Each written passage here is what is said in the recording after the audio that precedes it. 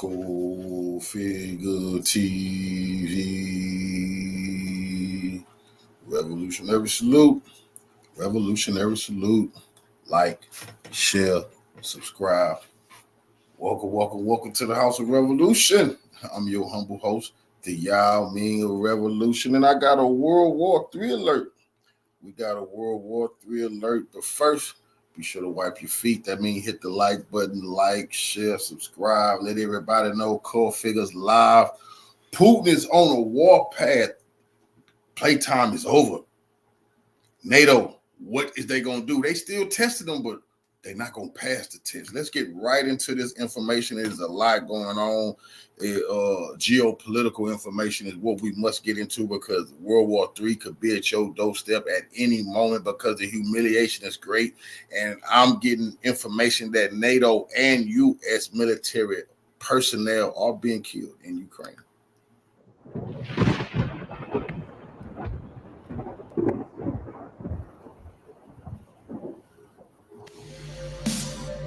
Family.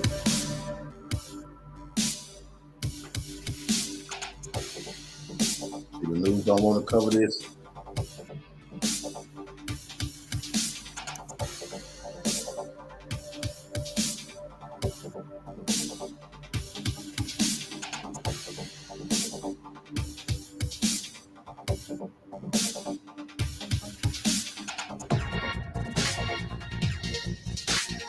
Yesterday, in the area of a special military operation, guided aerial bombs of the Fab family destroyed a large base of foreign mercenaries. The Ministry of Defense of the Russian Federation officially announced this on August 28, 2024. Moreover, the Russian military department has also officially confirmed that over the past 48 hours, the Russian armed forces have managed to destroy several American multi-launch rocket systems. In particular, we are talking about 2 HIMARS missile systems and 1 multiple launch rocket system M270. Now, the Russian these American, we've already gotten to this, these American air defense and rocket launch systems that they have been given to Ukraine as advanced, some of the most advanced in the world, and they must be manned by NATO specialists, particularly Americans. Well, it's been getting pointed out all the time. So when these things get hit, it's not Ukrainians getting blown up, and Russia is pointing that out. Military has already posted online the footage of the destruction of these American missile systems, along with combat crews. At the same time, it is worth noting that one of these missile systems was destroyed for the first time by a guided aerial bomb Fab 3000.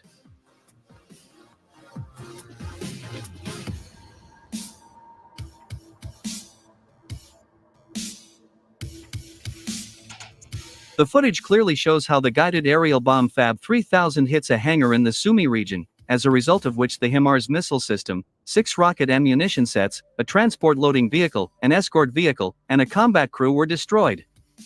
Thus, in the last 2 weeks alone, Russian troops have managed to destroy 4 units of HIMARS missile systems and 2 units of M270 multiple launch rocket systems.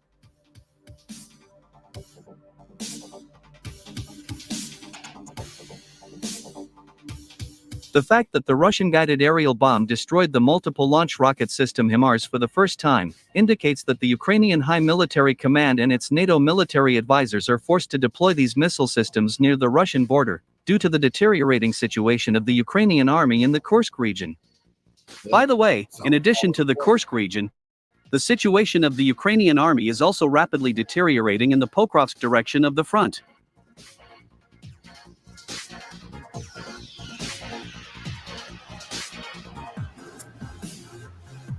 Western and Ukrainian military journalists and experts are in a state of shock.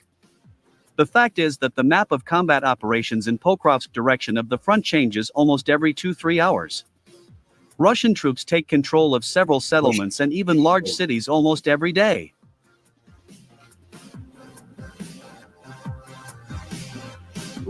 Before the Ukrainian telegram channels and Western analytical centers could regain their senses from the loss of the large city of Novogradovka by the Ukrainian army, war correspondents reported another success of Russian troops in the Pokrovsk direction of the front. So, a few hours ago, war correspondents from both sides confirmed that Russian troops had taken full control of the settlements of Memrik and Marinovka. Come on, man. Ukraine and the U.S. and NATO been bragging about the Ukrainians taking empty fields and forest areas and barns and talking about they pushing deep into Russia. That's all lies. While Russia is steady taking heavily fortified cities that they'll never get back. And remember this, it is what was it? How many? What was it? 20-some trillion? 20 trillion is on the line. 10 trillion is in the area that Russia is taking, and they almost got the complete area seized. So it's not even almost the same. The U.S. is trying to act like Ukraine is doing something. Man, Ukraine is losing their future. But they should have never messed with Putin. According to them, taking control of these settlements allowed the Russian army to launch an offensive on the city of Seladovo from two directions at once. In addition, Russian troops also began to put pressure on the positions of the Ukrainian army in the city of Ukrainsk. Salute, Queen.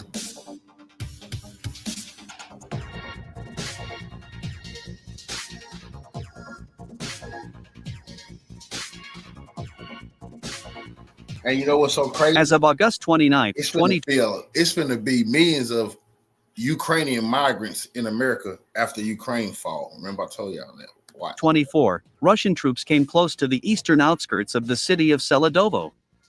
It is reported that the Ukrainian army units are using the waste pit of the Korochenko mine as the main stronghold in this city. In this photo, you can see the vast territory and elevation of this mine, which allows the Ukrainian soldiers to provide quite effective resistance. This is futile. However, war correspondents note that Russian-guided aerial bombs of the Fab family do not allow the Ukrainian army to use the geographical advantage of this mine in defense of the city of Seladovo. It is reported that Russian combat aviation is operating non-stop, destroying even the most powerful fortified areas of the Ukrainian army. The news don't want to talk about that, though. In addition, Russian troops also liberated the strategically important settlement of Nikolaevka and took control of 90% of the territory of Gordovka. As you remember, in yesterday's video, I told you that the Ukrainian army units located in Gordovka were trapped in this settlement from three sides at once, and that Ukrainian soldiers would have to leave this settlement voluntarily in order not to get into the operational encirclement. Too late. And judging by what is happening there, the Ukrainian army units really began rapidly to leave Grodovka. Most likely, war correspondents will report on the complete liberation of Grodovka by Russian troops in the coming hours.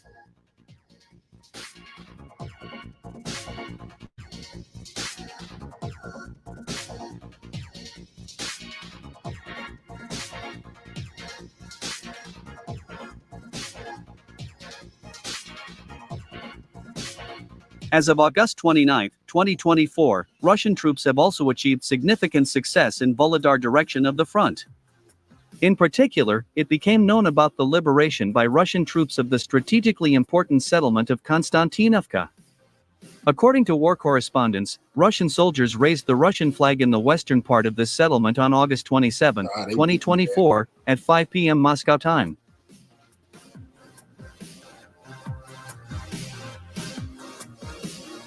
So they're already here, huh? Okay. Thus, with the liberation of Konstantinovka, Russian troops completely cut off the supply lines of the Ukrainian army grouping located in Volodar.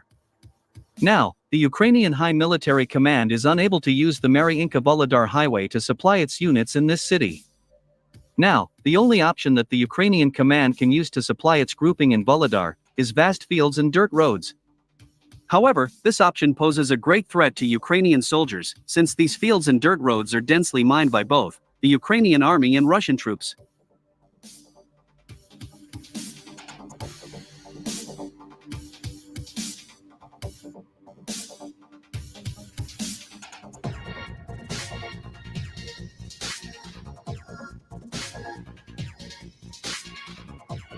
Meanwhile, new details have emerged about yesterday's missile attack on the Hotel Aurora, in the northwestern part of Kryvyi Rog.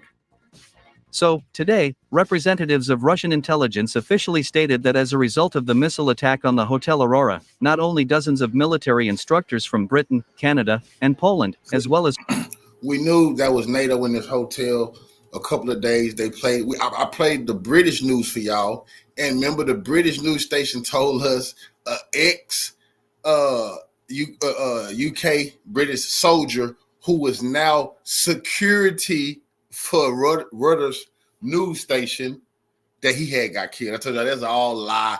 Your ass was there as a NATO officer trying to help invade Russia, and Russia caught you slipping. You see, Russia been hitting the hotels. Russia not just hitting hotels, hitting people who they're on a camping trip. No, when they hit the hotels, because these fools try to go hide out in luxurious hotels and hang out. Now, when Russia find out you in the hotel, that's it for you, NATO or not. As foreign mercenaries from Europe and Latin America, but also several high-ranking NATO and Ukrainian officers were killed. As of August 29, 2024, it was possible to confirm the death of Colonel of the Security Service of Ukraine Sergei Sergeychuk. This high-ranking officer held a high position in the the U.S. don't even care about this man. They didn't get no 21 gun salute. They didn't lower the flag half-staff for this high-ranking Ukrainian intelligence agent who was just whacked. No small moment of silence. Zelensky went on. I'll show you how crazy Zelensky is. He went on TV and said a small moment of silence for the British soldier and said he just was a security for the news station, which was a lie. He died in the line of duty as a NATO officer, died.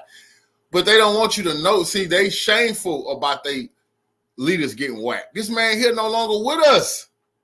Oh, hold on. Small moment of silence. The NATO won't do it. Let me do it. Okay, that's enough. Security Service of Ukraine. As it turned out, at the Hotel Aurora he was instructing newly arrived foreign mercenaries who were preparing to enter the Kursk region. See, they were preparing to invade Russia. Got caught slipping. Russian sources claim that 2 brigadier generals of the armed forces of Ukraine and 3 active-duty high-ranking NATO officers are also among the dead. At the moment, the Russian side is trying to discover the identity. And they're trying to FaceTime, baby, and got whacked. You try to go live. They tried to go on Facebook and talk that Rambo shit. Now, what we're gonna look in the news over here, and we're gonna find that U.S. soldiers died in training exercises. Y'all know it. Those who know I done showed y'all this. I done showed y'all this hundreds of times during this Ukraine war. When NATO generals, U.S. generals, I done showed y'all several U.S. colonels and generals dying, and they tell you they died over here in their sleep. They died drunk in a car crash or died in a plane crash, and tell the truth to the American people. Oh, they died over there in Ukraine. They was helping fight the Russians like Putin said they was. Identity of these dead high-ranking Ukrainian and NATO officers.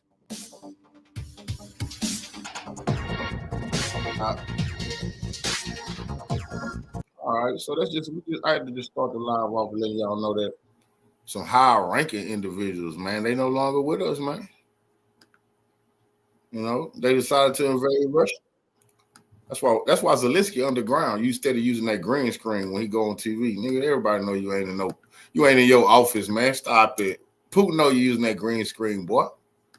Now look at these young men. Revolutionary salute. Now look at these young men. These people they gave up. The 82nd Assault Brigade of the Armed Forces of Ukraine recently transferred to the Kursk. How many videos I have to come on here and show these people is giving up?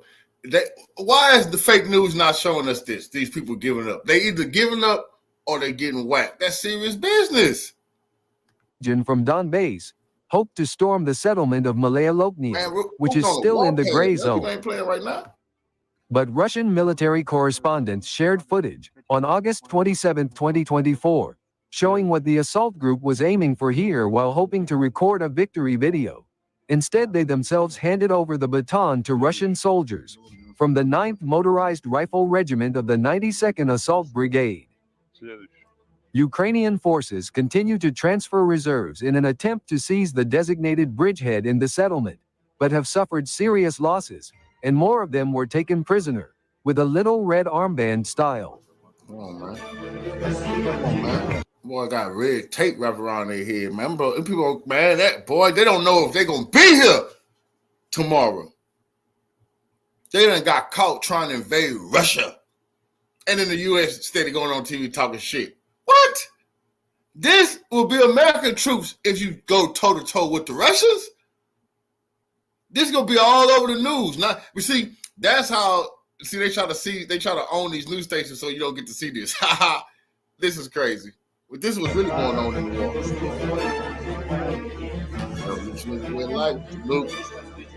And these people right here happy.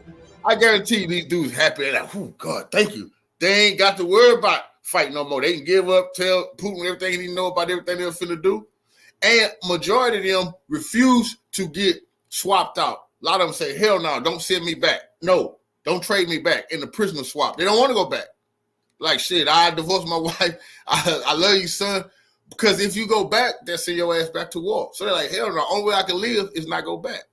Because if you sit back, Zelensky sending your ass back to the front line. Confident of victory, the 82nd Assault Brigade of Ukraine brought their rags to Malaya Lopnia. But the fate was different. The soldiers were captured while their comrades were killed on the end of Kursk.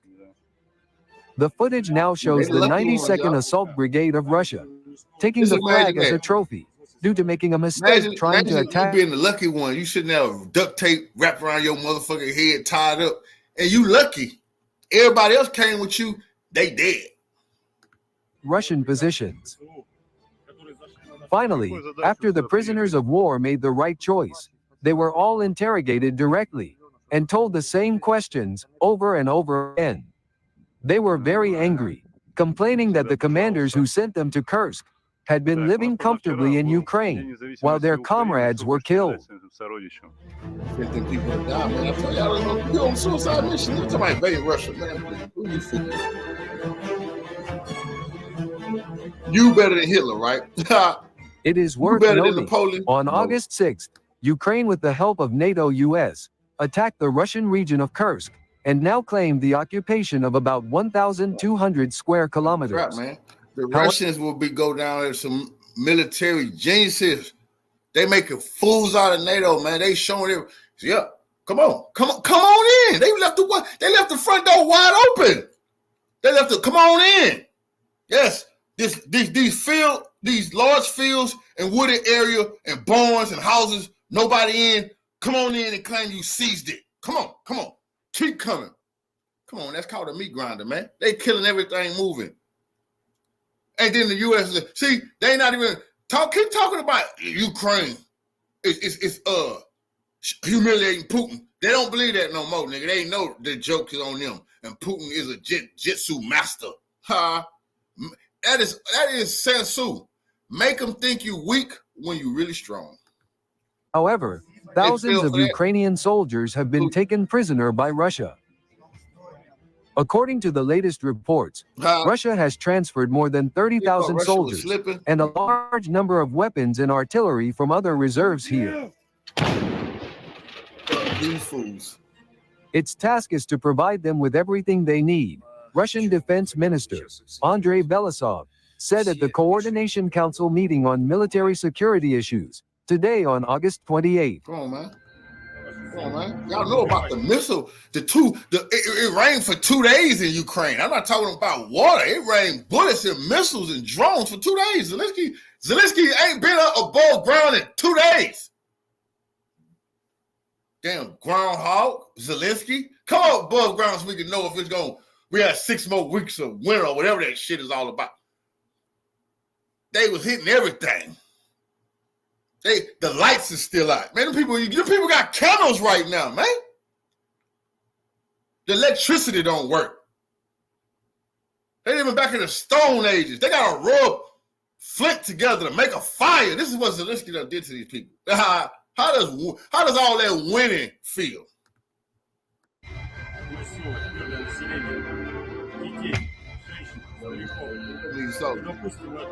Come on, man. Come on, man. Y'all couldn't beat the Taliban, man. How y'all gonna beat the Russians? This is crazy. See what happened when you lie on TV and say you invaded Russia? Who cares? You fell for a trap, nigga. Now, the secret is to show us you getting out of Russia and not being captured. Show us your equipment leaving. All of that shit getting destroyed, man. Them people running for their lives. Them people trapped, man. Them people trapped. Program as well. So we've got a lot to get to today on this August 28th.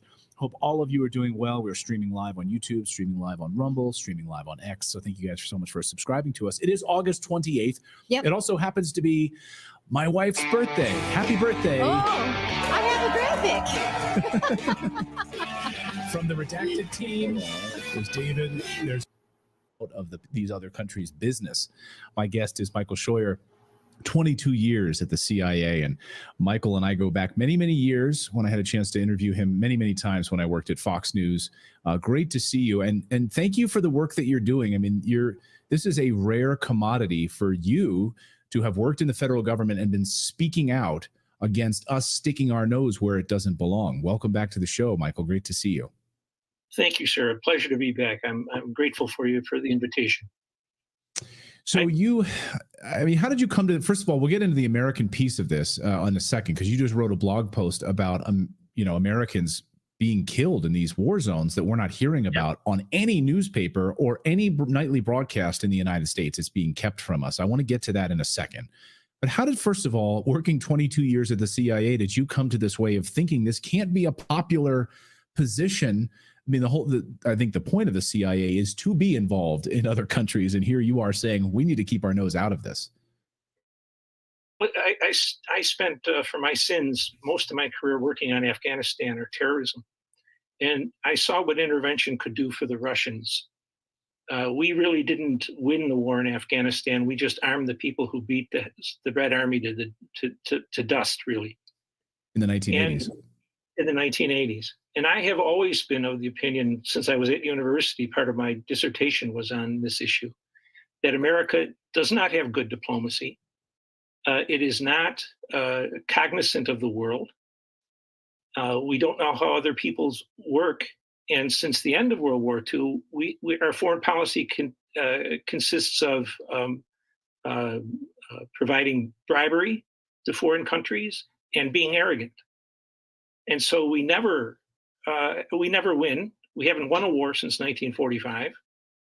We went to Afghanistan and spent 20 years because they didn't realize the major thing we had to do after we were attacked on 9/11 was to close the border. Because what bin Laden wanted to do is never to have to do 9/11 again. It's too much of a problem, too much of a risk, too much of a risk that it'll be stopped ahead of time. So I wrote in one of the books, for the American people have to understand that everything we do in Iraq or in Afghanistan against al-Qaeda is pointless if you don't close the border. And I think we're seeing that today.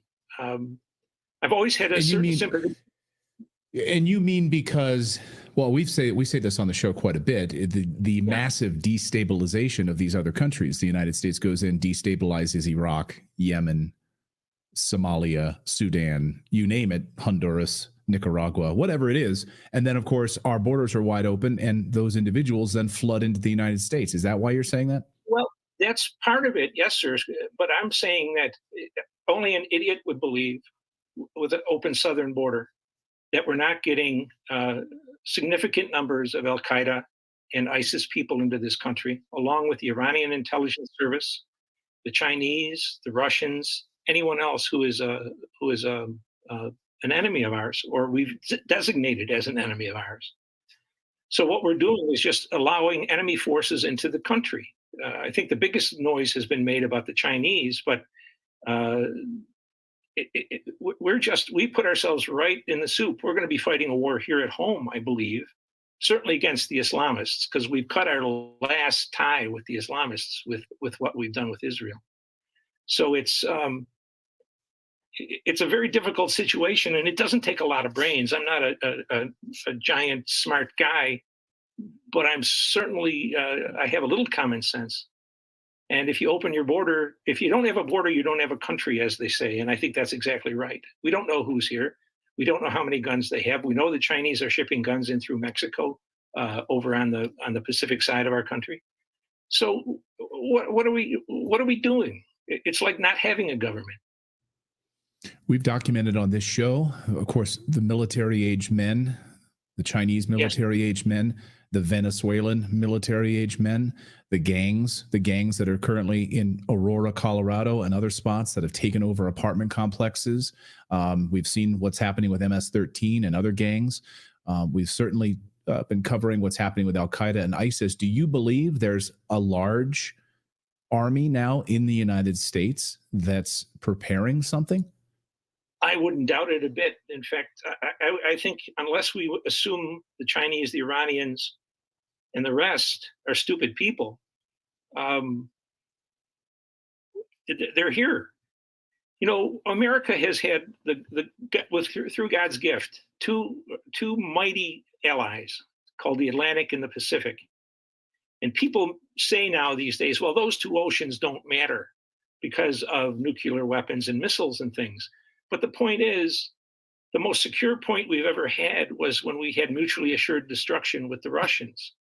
And we saw nobody floating over to try to invade the United States at that time. And our border was reasonably quiet, or at least it was reasonably alert to people who are on the lists of terrorists or foreign military intelligence people.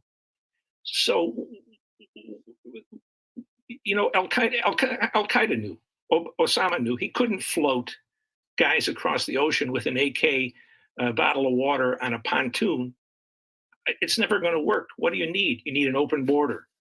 You flood the field, then you don't know which Muslim is respectable and which one is your enemy. And the way we've acted in Israel now, all of the Muslims in this country are more or less anti-American. Whether they'll take up a weapon, of course, is another issue. But I would be surprised if many would refuse to support armed people who were in their country to get back at us for what we've done from Kabul to Tel Aviv and that whole slot of territory. And you don't see anything in the media, but you don't see very much at all in the media, except on your program and several others, about foreign policy. It's deeply disturbing. And one of the things that you raised is about Americans being involved in these conflicts. So the United States shoveling billions of dollars and arms, of course, and weapons into Ukraine in order to keep this forever war going against Russia, because that's what they want. Absolutely the same thing is happening in Israel. Heck, at the Republican National Convention, there were Israeli flags being flown at the RNC. I mean, as Colonel Douglas Macgregor... Yeah, well, yeah, they own it. You're right. He said he couldn't remember in his lifetime a foreign country's flag being flown at an American political convention. It was unbelievable. Yeah. So weapons, arms are one thing, but United States soldiers, and I think you wrote a blog post, and I want to thank you for doing this, because no one is talking about this, which is American soldiers being killed in these different war zones right now. And why are we not hearing anything about it? Do you believe that Americans have been killed in Ukraine and in the Middle East as it relates to Israel and the war in Gaza? Well, certainly, if NATO forces are operating on the ground in Ukraine, unless we're there to pay them and change their diapers, there's going to be American soldiers on the ground. And we've heard since the beginning of the war of various conclaves of large numbers of NATO officers meeting in Kiev, supposedly in secure bunkers underground. And yet we know the Russians have claimed that they've hit 2 or 3 or 4 of them. And we never get even the notice in the Western press that something was hit, let alone was anybody killed. And we, from the first days, I think you mentioned Macgregor and a couple of other people in Israel, we had special forces there from the beginning. And there was a number of them that got killed, which was more or less confirmed certainly by the enemy, or those we designate as the enemy, but also by Macgregor and other people from their own sources. Now, my question is, we're fighting 2 wars, obviously, you can't deny it. What's happening to those that are being killed or wounded or maimed? Why don't we hear those numbers? And what about their parents and their wives and their sisters? Have those people not been informed and coerced to keeping their mouths shut? I don't know what the answer is to that, Clayton. But I know I'm not a fool, and you're not a fool, and the idea that Americans are not getting killed in these wars is craziness. Even Right. we know, even the government has admitted the Iranians have attacked U.S. forces in Iraq. For what reasons they're there, I do not know. But they've never told us who got killed, who got wounded. There's been no ceremony at Arlington, at the cemetery. Right. What gives? Like everything else in Right. this country, the most important things are kept secret or distorted or just not mentioned. Yeah, it'd be amazing to find out how many Americans have been killed there and what sort of relationship or what sort of deal the government has made with those families to keep it quiet. What are they told? Are they told that they were just killed in some sort of a training exercise? They're lied to? Be fascinating. I don't have any idea, sir, but it would be truly remarkable, bordering on unbelievable, with all we've been doing militarily in Israel and Gaza and Ukraine, that we haven't had any casualties. Remember that just within the past 90 days, the Houthis claimed to have hit the Dwight Eisenhower, the aircraft carrier. No one ever denied that, but no one ever said there were casualties or the ship was hit. They just are silent. And Right. people go about their everyday business, and I guess they don't pay attention. But that is the biggest problem. You know, non-intervention depends on chaining the president's ability to cause wars off his own hook. Only the Congress can declare war, and they can't delegate it. These authority for the use of military force, that's a nonsense. That's unconstitutional. And The yet it's been in Congress- place. Yet it's been in Since the place 50s. since There exactly. was one in 56 and then another one a decade later, and they keep using it. And all that does is allow the damn Congress to shovel off the responsibility to the president. And if he wins, you cheer. And if he loses, you damn him. They never get the blame. And the Congress was designated as the war declarer, so it would be the people's voice who spoke, and the people would know who was wrong if they declared war. I like that you you get say the your book is I'm not a sorry. political manifesto. It's more of basically a charting of the fact that non-interventionism has been, you know, a thoroughly legitimate American way of thinking going back to George Washington. And yet And this the colonial term times the same way, sir. While we were still, we're all politically correct now, as they used to say. right. But for the most part, the early settlers didn't go looking for the Indians. The Indians came looking for them. They weren't going to stir up a hive when they were trying to create a community or a city or a town. And That's a lie. you know, it's been there since then. It's the American inclination is to leave the world alone as long as it leaves us alone. And that worked well for over a century, with an exception in the Mexican War and the War of 1898. Otherwise, from the 1600s to 1898, we were just fine by ourselves. And as long as we have a new... Because he was raping, pillaging. We create this sort of perpetual cycle, though, right? We're okay. If we stay out of other people's business, they'll leave us alone. And Americans can prosper, and the money can be reinvested here in the United States instead of $200 billion being sent to Ukraine. We could reinvest it here in the United States. But Yes, because we provoke, because we create a coup and provoke these countries, we know the military-industrial complex absolutely knows that by this provocation, it creates enemies. We now have an army of illegal immigrants in the United States on purpose, so that we can continue to fund this sort of endless cycle of war, this perpetual war on terror, whatever you want to label it. Am I wrong? No, you're absolutely right. And it's the president that's the problem. If you have a decent man as president or woman at some point, you won't get into these wars. But the rest of them kind of revel in the idea that they're the leader of the free world.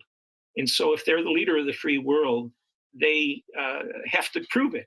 And they get the CIA to cause problems, and then wars come. And as night follows day, then we have another war. it's a terrible situation for the United States to be in. It's unconstitutional. It's immoral in many ways. And it's also destructive of our own economy, of our own society, of trust in each other. But certainly, until you change the president as he was intended to be changed, so he can't start a war against anybody without the Congress, unless we're invaded, or unless in the one case of Trump where he killed Soleimani because we were about to have our troops attacked in Iraq. I don't fully approve of that, but that's on the border of okay with me. But the idea that any president says, okay, tomorrow we're going to go anywhere from Grenada to Afghanistan without the Congress taking a vote so we know who's responsible for this war, we, the voters. You know, did Congressman X from Southern Virginia or the Shenandoah Valley, did he vote for this stupid thing? That's the end of him the next time out. But there's no revenge no rectification possible as long as the president has the ultimate say. Yeah, America's involved in almost like a dozen wars right now, and everyone wanted to praise Trump for not creating a new war. That's great. Yes, we don't need another one added to the list. However, we still have almost a dozen wars that the United States is currently involved in. It'd be nice if we ended all of them and brought our men and women home and closed those military bases around the world and reinvested in the United States. I know that's maybe an extreme position. I know that's what RFK Jr. said. That's why he's no longer in the race, I'm sure, because, you know, the powers that be certainly don't want to shut all that down, right? Clayton, it's a common sense constitutional position. America goes to war when she's attacked. We don't go to war because a president or an agency of the government can get us into a place where it looks like to the bogus media, they can create the story that we need to go to Afghanistan, we need to go to Yemen, we need to go to wherever it is, where we really don't have. America has never been attacked. You see, that's the problem with people like this clown. America has never been attacked. Even the Japanese did not attack America unprovoked. We was choking their economic lifeline off. We was sanctioning them to hell, and they had to do what they had to do to stay to survive. That's the reason they attacked us. We wanted them to attack us so we can get into World War II. But you see, the founding fathers did put the restraint on the government because they didn't want to go to war. But this is the reason they didn't want to go to war. They wasn't saying they didn't want war because they just loved peace and they didn't want to kill. Hell no, because they had their greedy, grubby palms on us and we was their property. And they was like, man, it's too good for us right now here with these niggas. We don't need to be worrying about going and fight imperial wars. And they said that don't fight imperial wars. Why would they? When they the new nation who got free labor, and they like, we got hundreds, we gonna what they do? They thought they was gonna rule us for thousands of years. That's serious business. So they was like, man, it's no reason for us to go fight over crumbs. We got the golden goose right here. That's serious business, and that's what they never talk about. The only reason they didn't want a war because they had everything they needed in us. Why would they go war? But after we produced the economy and built this nation, and then what he's saying, and then they got war hungry because like, oh fuck it, the slaves free now. So let's go find other things to do. That's serious business. Conflict of interest. Well, I've really enjoyed this conversation, Michael, and I would love to have you back on. I think our audience, you know, we're really trying to. I think we're tapping into a large contingent of Americans right now who are just fed up, absolutely fed up, and the hundreds of millions of Americans that don't vote. They believe that there's a uniparty in the United States, a perpetual corrupt. I'm gonna show you the hypocrisy and what America is doing in Ukraine, and then with Trump killing Soleimani. Okay, America invaded Iraq, right? Invaded Iraq. That's still an invasion. That's an invasion. You invade a sovereign nation. You invaded a sovereign nation. The Iranians stepped in, start helping the Iraqis to fight the invaders. Revolutionary salute, family, to fight the invaders. Now, they're telling us Ukraine was invaded by the Russians. So the U.S. and everybody get to step in with all kind of weapons and help them fight the Russians. Well, damn, that's what the Iranians did. What the U.S. you stepped in. Oh, no. You can't do that. Only we can do that. You see, that's why Putin said this is hypocrisy. Why the hell can Iran not step in to help its neighbor? But y'all saying all of Europe can step in to help Ukraine. You see, Russia not going for that, and they smashing the hell out of him. He on the warpath right now. But friends, the situation around the strategic town of Toretsk is critical. And I think we all know why.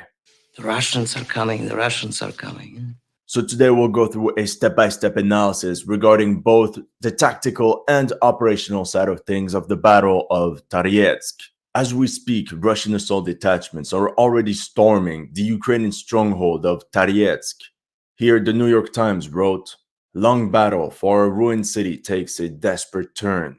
With the ongoing Kursk offensive, Ukraine's biggest gamble of the war, thousands of Ukraine's most capable soldiers and the finest military equipment was redeployed north and thus cannot stop the Russian offensive in Donbass. And this means at the moment Ukraine is trading space for time. General Sersky, please tell me, is everything under control in Donbass? Trust me, bratan." This was the situation in the Toretsk sector in my last video in early July, right after the Russians had broken through. And this is the situation now. Russian assault units have completely overwhelmed Ukraine's second line of defense. And now they're knocking at the gates of the strategic town of Toretsk. Honestly, if it wasn't for the sacrifice of Ukrainian Spec Ops operatives, carrying countless raids, one rescue mission after another, the entire front would have already collapsed and hundreds of Ukrainian soldiers would have been captured. As I'm recording this, some Russian troops already gained a foothold inside Toretsk. Do you understand the urgency of the situation? Toretsk was supposed to be an impregnable fortress. A couple days ago, the Russian army also stormed the western defensive sector of Toretsk with the capture of the village of New York. Let's just say that Russian citizens will finally be able to celebrate New Year's Eve in New York without having to ask for a visa. Now the dramatic part. They don't want to talk about New York got took by the Russians. Heavily fortified. Never was the Russians supposed to be able to enter the city. They took that. And they don't want to talk about that on the news because that's way too embarrassing to talk about a city named New York in Ukraine was just taken by the Russians. This entire story is that for a couple days now, a number of Ukrainian troops have been encircled and now they're stuck in this industrial area north of the village of New York. And due to the fog of war, we don't really know the situation there. All we know is that with the fall of New York, the next step could be the operational encirclement of Toretsk. Overall, in this campaign, Ukraine went through 3 very bad days. The 21st of July, the 11th of August, and the 20th of August. And it's only by zooming out and analyzing the operational side of things, but also taking a close look at the intricate details with all the unfolding tactical situation that you will understand what is actually going on and the strategic consequences that this battle can have. Oh, I almost forgot. A lot of these towns and villages were stormed by soldiers of the Donetsk People's Republic, men who for some of them have helplessly stared at the Ukrainian fortifications of Toretsk for a decade. From a ragtag militia, they have risen to an unstoppable force with relentless determination. Now, trench after trench, they dismantle the remnants of Ukraine's 2014 line of defense that stood so proudly on these very grounds. Many claim that this Russian success is simply due to meat wave attacks. In reality, Russian assault detachments have dramatically increased their tactical abilities to the extent where their maneuvers outpace the Ukrainian defenders at every turn and force them to organize one withdrawal after another. The Russian infiltration tactics have also rendered Ukrainian drones useless on this part of the front, which is further accelerating the collapse of Ukrainian strongholds. A Ukrainian officer even reported on Telegram, the Russians have found their own effective system.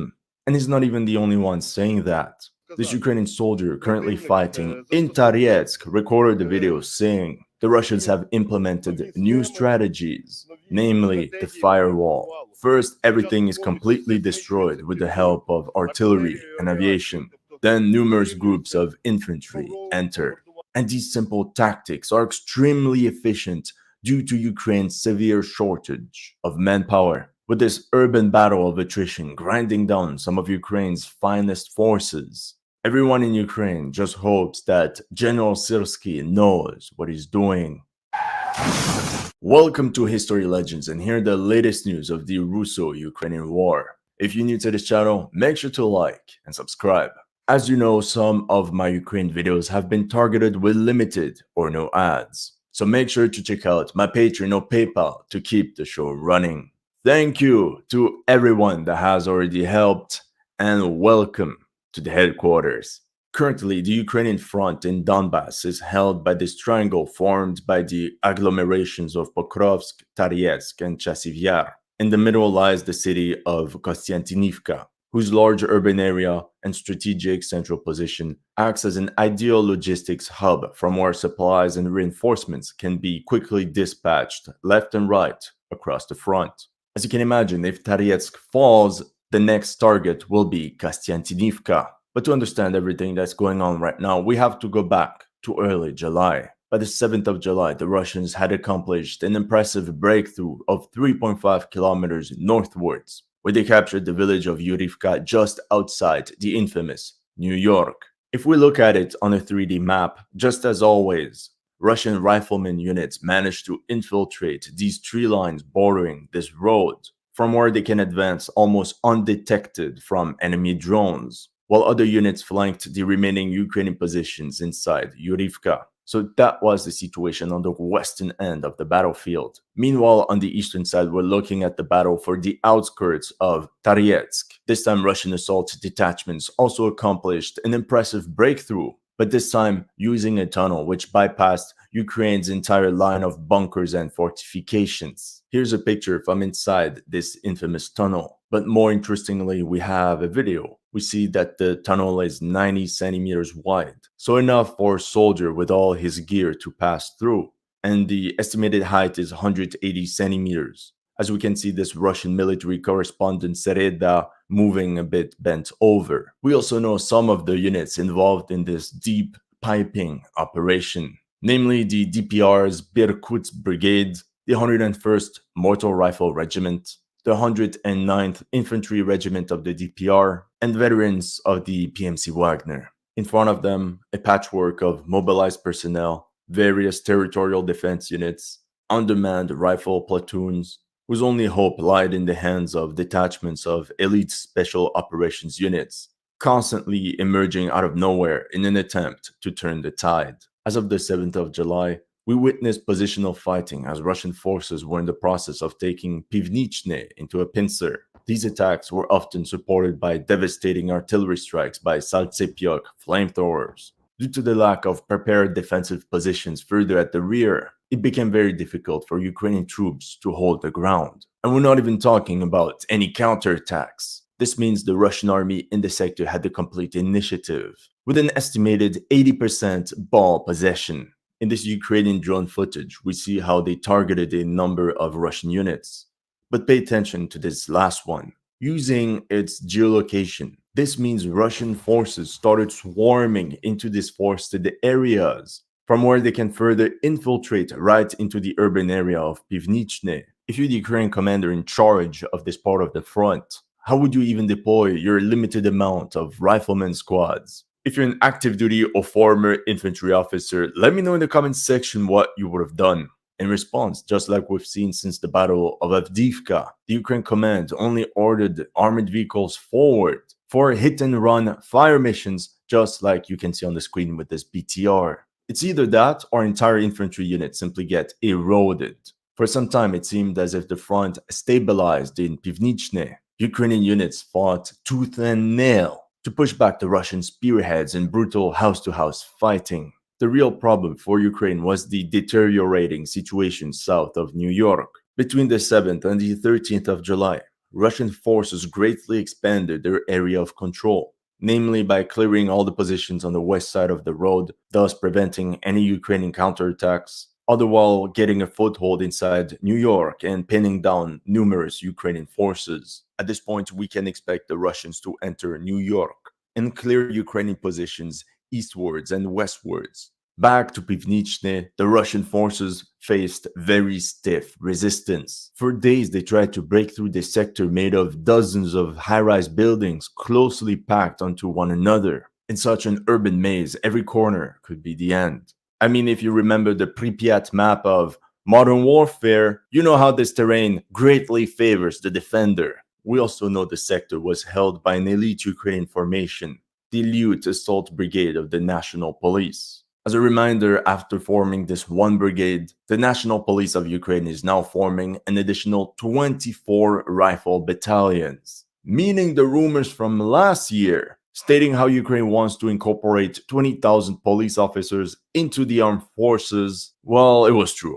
Ukraine needs troops so badly. It is said that Ukraine wants to draft 1,000 police officers from every region of Ukraine and expects to field roughly 20,000 of them for combat operations. I mean, it's not a bad idea per se. These guys have strong cohesion and they know how to use weapons. It's better than sending civilians with 2 weeks of training into the trenches. But the million-dollar question is it gonna be enough? In the end, the Russian command preferred to maneuver around this stronghold. That's how they found a gap and successfully pushed 800 meters towards Zalizne. Due to the lack of infantry reserves, the Ukrainian armed forces counterattacked only with a single tank belonging to the 32nd Mechanized Brigade. Such images are now very common for Ukraine. According to various sources, the armed forces of Ukraine only have 400 operational Western APCs left, so it's simply impossible to carry out large mechanized counterattacks. And now they're down to 399. With the full tactical initiative in their hands, the Russians could attempt bolder and riskier moves without fearing a serious slap in the face. That's how on the 17th of July, Russian units reached the central part of Zalizne, where they held positions very close to the main avenue crossing through Pivnichne. If we look at it on a 3D map, those are the buildings that the Russians took over. Further back, it's the urban area of Toretsk.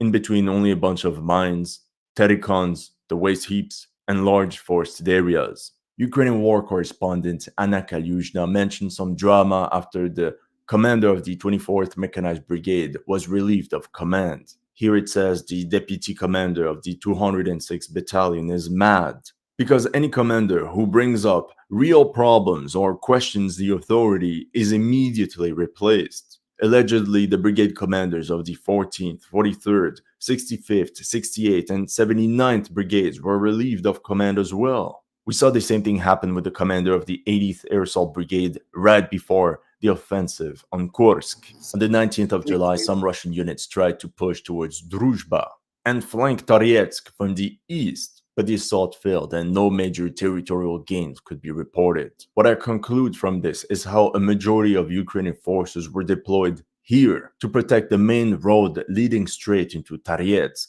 This also explains why Russian FPV drones focused on this crossroad between Toretsk and Pivnichne, where they ambushed a number of Ukrainian pickup trucks transporting troops and supplies. In terms of ponderation, I would say Ukraine positioned 60% of its forces in the Druzhba Pivnichne sector, 20% in the center with the high-rise buildings, with some of the most elite units, and the remaining 20% in Zalizne. Now, from what I read, this last sector of Zalizne was defended by units of the 150th Mechanized Brigade.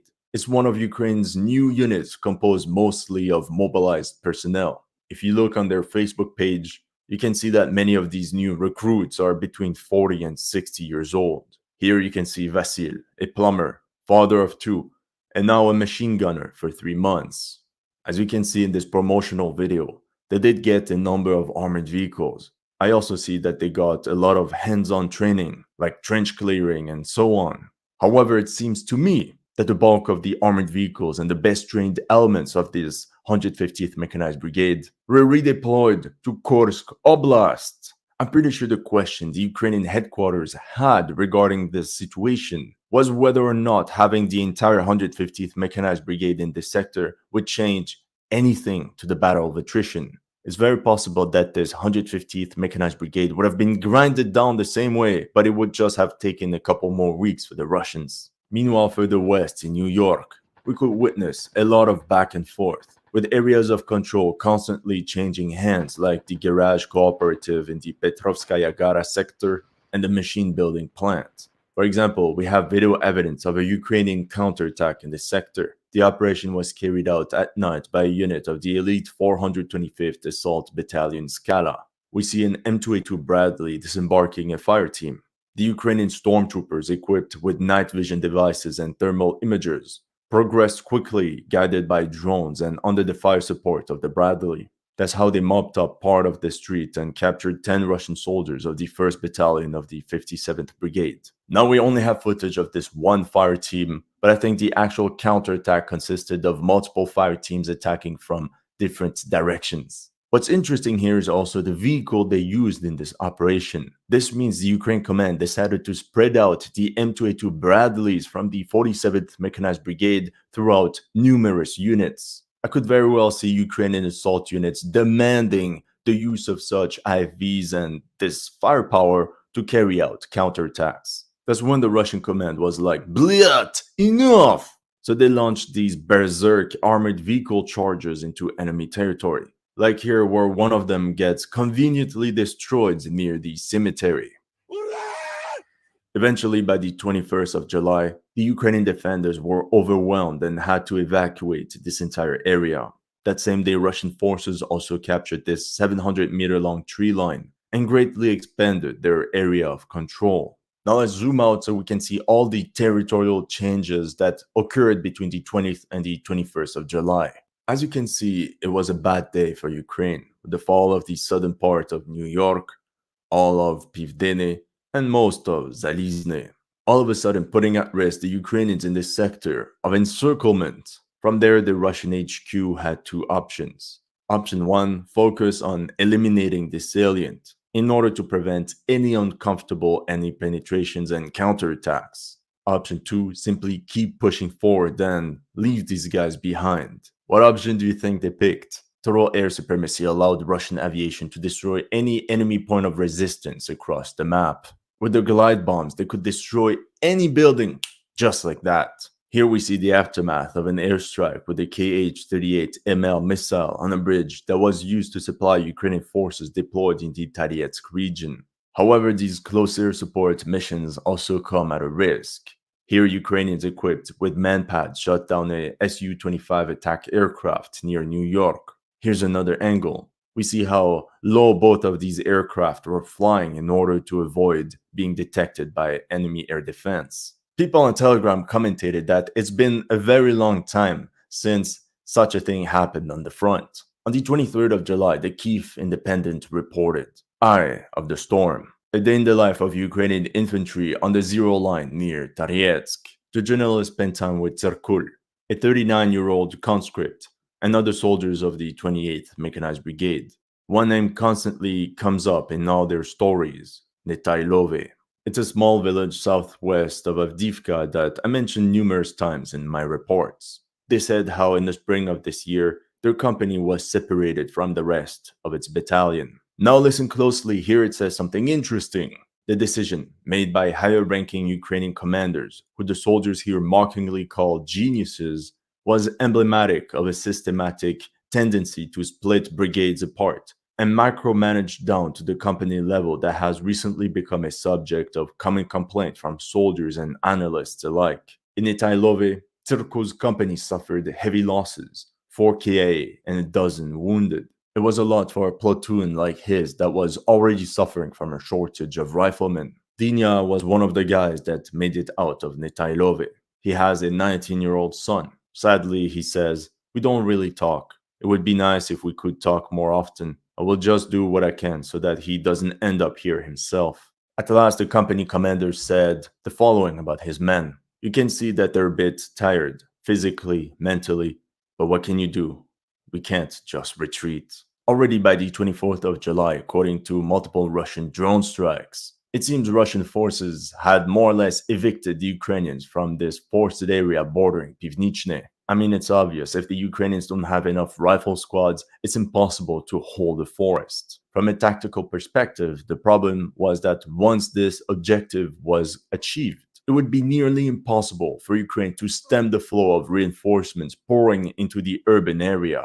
The worst is that by now a lot of these buildings were held by men of the 241st Territorial Defense Brigade, a unit known for being composed of dads and retirees. I mean, they're men from all ages and they seem pretty fit. It's not that dramatic, but you see what I mean. Their job was to literally hold the ground while the more capable units of the police maneuvered and counterattacked.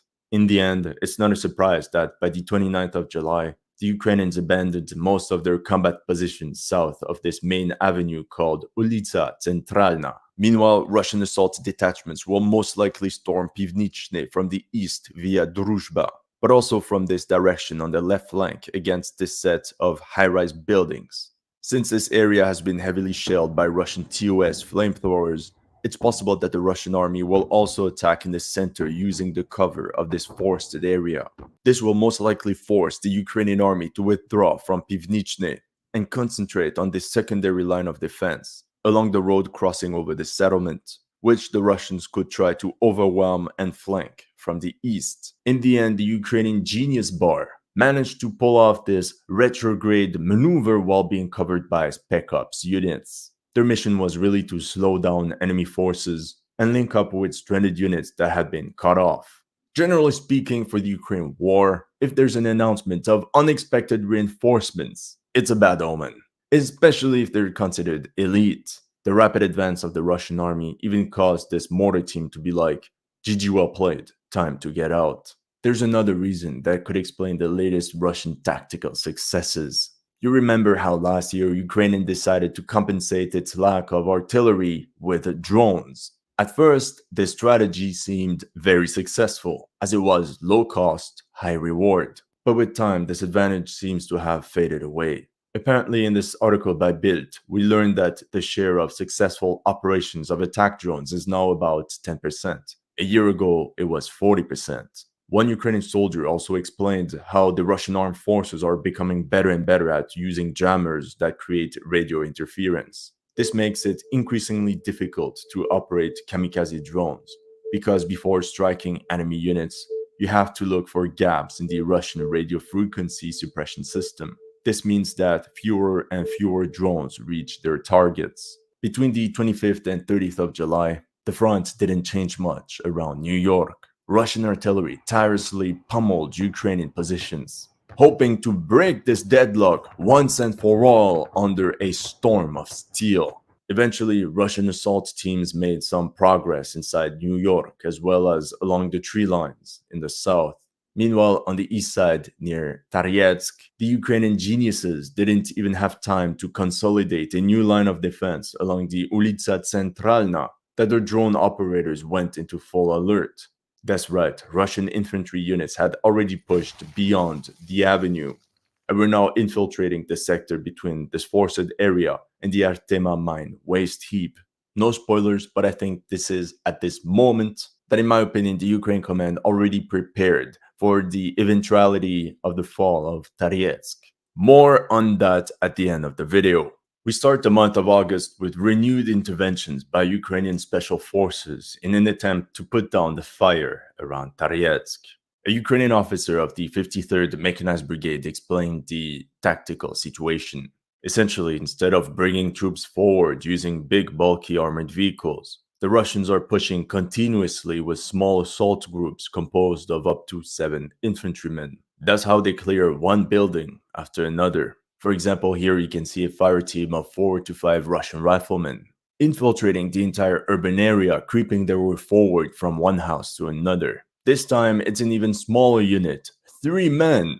As you can imagine, this makes Ukrainian drones ineffective, since these assault units are so hard to spot. Further west, there was also a Ukrainian counterattack in New York.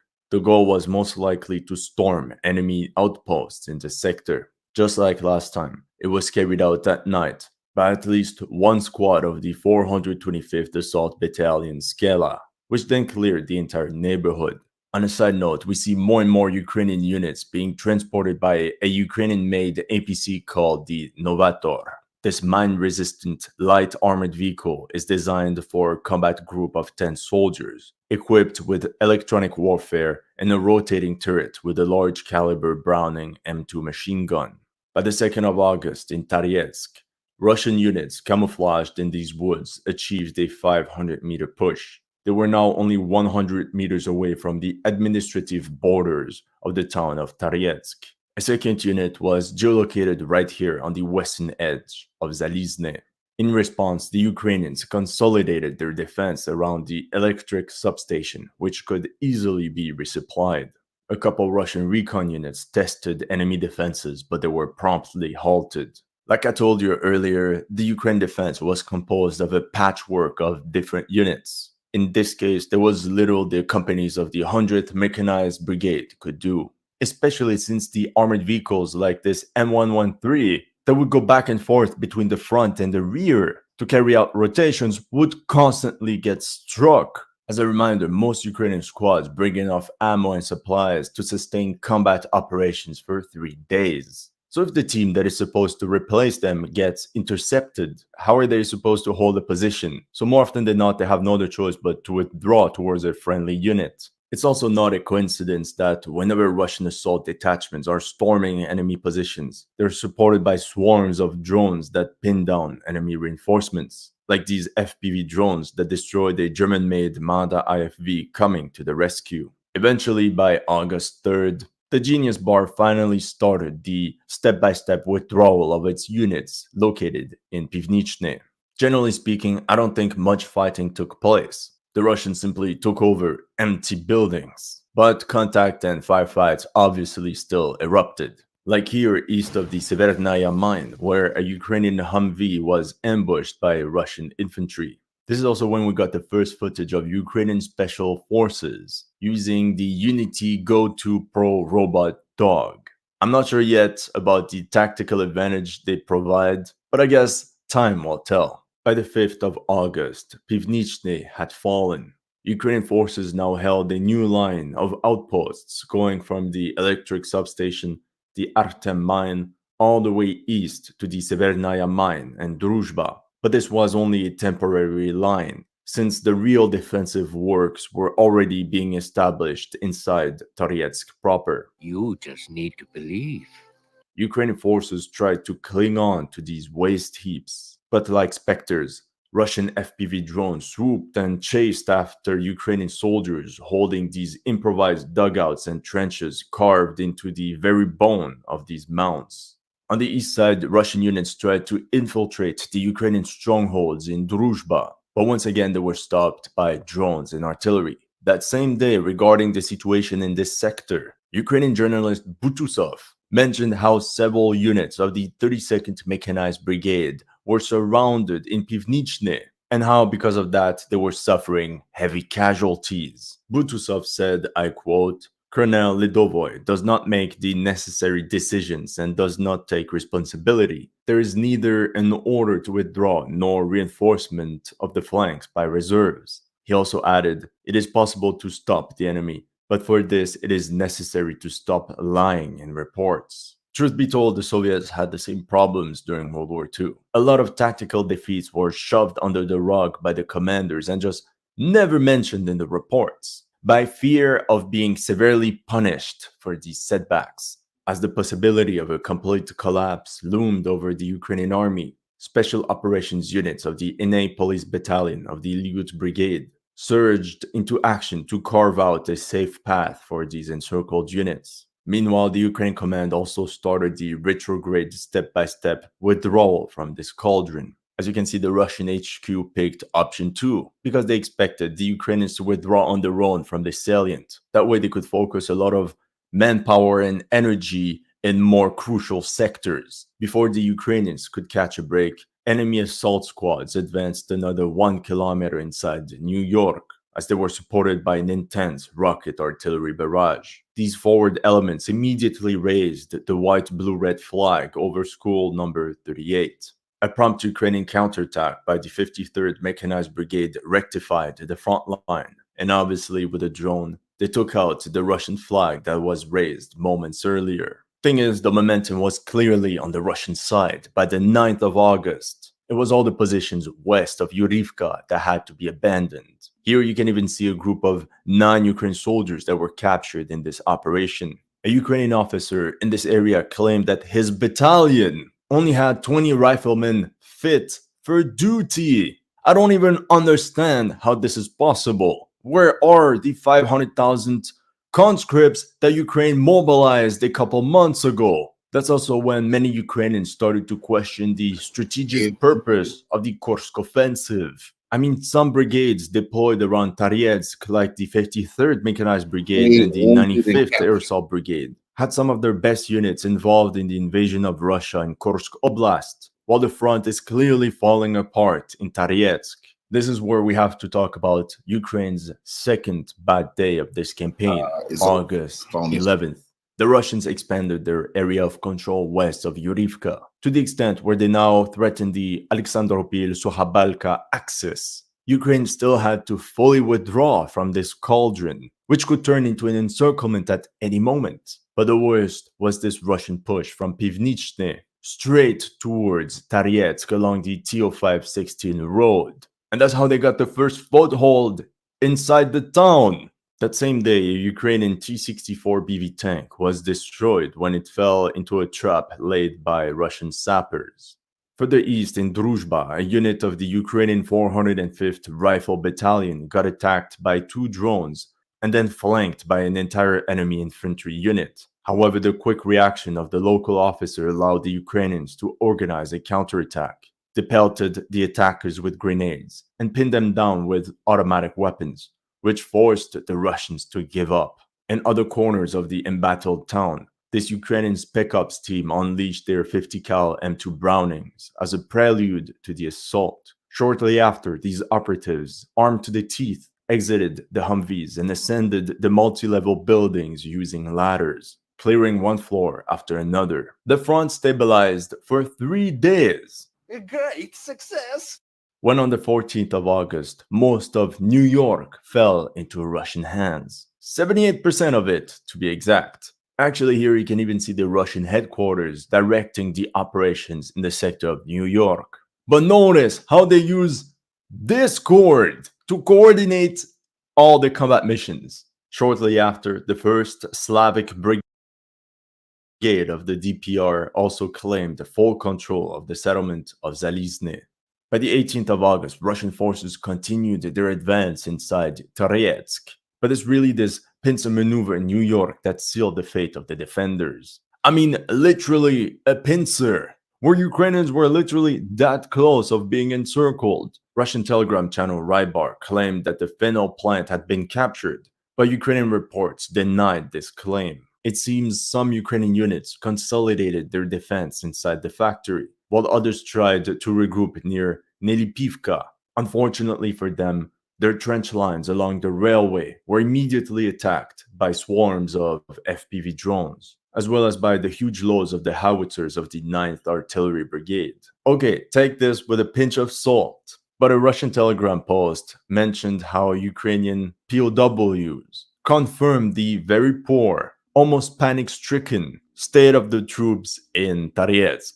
Countless Ukrainian commentators got seriously angry at their country's officer corps. One of them wrote, "Battalion commanders do not present the actual situation even to adjacent units in order to absolve themselves of responsibility in the future. Some battle formations are disorienting. There are no clearly coordinated work plans between brigades, sometimes even battalions. They compare each commander like little kings with crowns on their heads, stating, 'I have my own zone of responsibility. The rest does not interest me. Who are you to teach me?' Like we say so often on this channel, GG, well played." Meanwhile, Russia's Minister of Defense congratulated the 9th Guards motorized rifle of the DPR for the capture of New York. This unit already received gratitude on the 17th of February by Colonel General A.N. Morvichev during the Battle of Avdiivka. It's not a surprise that by the 21st of August, in the Toretsk sector, Russian assault detachments got hold of the Artema mine and the waste heap next to it. Some reports claimed it was the Severnaya mine that fell, but according to fact-checkers specialized in geolocation, it's actually the Artema mine in Zalizne, on the eastern part of the battlefield. Ukrainian forces of the 32nd Mechanized Brigade clinged on to Druzhba as they tried their best to protect the right flank from being overrun. Here, their drones smashed Russian infiltrations one after another. Now, what's so crazy about all this that I've been showing y'all is the total collapse. And this is in Ukraine, it's totally collapsing. And why? Because Zelensky pulled most of the troops to invade Russia, all to get some fake news stories going to energize the Americans and the Europeans like they actually was taking it to Putin, hiding what's actually going on, which is the complete collapse of the Ukrainian military, which sooner or later, they're not going to be able to hide it from the people. It's going to be obvious Ukraine is collapsing. Another. But the 21st of August, the first Russian recon units set foot inside Druzhba. The moment the Russian army takes control of this forested area, it will provide them with a new base to regroup their forces while being camouflaged from enemy recon drones. There was this video where we see small teams of Ukrainian ATGM units carrying hit-and-run attacks on these forward enemy elements. This most likely means the village lies in the gray zone as the bulk of Ukrainian forces have been withdrawn to the north. At the same time, a continuous stream of small Russian infantry fire teams advanced along the main road leading directly inside Toretsk. We know this from all the Ukrainian drones that ambushed roughly a platoon-sized unit of 30 soldiers. This masquerade of a success was, however, not enough. By the 23rd of August, the Russian army expanded once again its bridgehead inside the urban area of Toretsk. The next day, by the 24th, Russian reports claimed the capture of the entire area west of the Severnaya mine. Honestly, the situation is extremely critical. Many districts that the Ukrainians could have used to solidify their defense have already fallen to the enemy, like a good chunk of these high-rise buildings and even the hospital. Meanwhile, on the left flank of the area of operations, a second grouping of Russian infantry units had already passed the forested area, managed to infiltrate Ukrainian positions and managed to get another foothold, but this time on the southern part of Toretsk. And according to the latest news, it's this entire residential district that Ukraine was forced to abandon. So, in conclusion, the best case scenario for Ukraine is the following. Max out the defense of Toretsk. It took roughly 4 months for Russian forces to clear out Krasnoorivka, an urban area of 8 square kilometers. Toretsk is bigger, with 13.5 square kilometers. So proportionately speaking, Ukraine could hold Toretsk for 7 months if they play their cards well, meaning they have built bunkers, fortifications, all linked to each other by tunnels, manned by enough troops to hold their ground. 7 months is a lot of time. However, looking at the current rate of advance of Russian army units, this scenario seems highly optimistic to me. I fear Toretsk could be mopped up by the Russians within a couple weeks, maybe as early as October 1st, especially after this report by a member of the Ukrainian parliament stating Toretsk is not ready for defense. I mean, not only Russian assault detachments are already inside the administrative borders of Toretsk, but others are preparing to flank the city from the west, from New York, push along these villages and cut off the supply lines going into the city. In that case, the final chapter of Ukraine's hold of Donbass will be written. Something inside tells me the Ukrainian Genius Bar plans on using this Klebanbikske reservoir to their advantage in order to bottleneck further Russian advance. By doing so, the Ukrainians could shorten their front line tremendously as they base the left flank of their defense along the Seversky Donetsk Canal, all the way up to Chasiv Yar. And that's how the urban area of Konstantinivka will play a major role due to its central position, from where Ukraine can steadily supply and reinforce the front line. That's all I have for you today. Let me know in the comment section what you thought.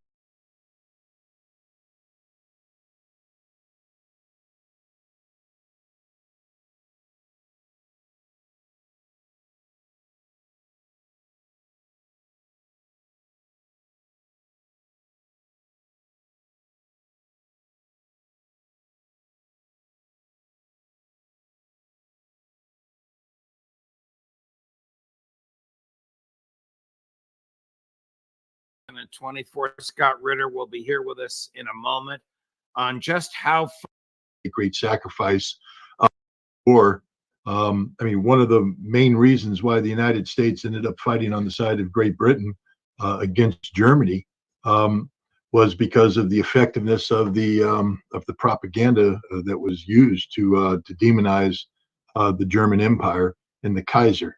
In the Second World War, propaganda played a huge role. But the especially in the Second World War, we didn't really need to be propagandized. I guess in a lengthy war where you're calling upon people to tighten the belt and make great sacrifice, you need to keep things simple, black and white, good versus evil. And so there were big efforts to keep the home front motivated about how bad the enemy was and how righteous our cause was. But it was a righteous cause. I mean, at the end of the day, we did the right thing in defeating Nazi Germany and Imperial Japan.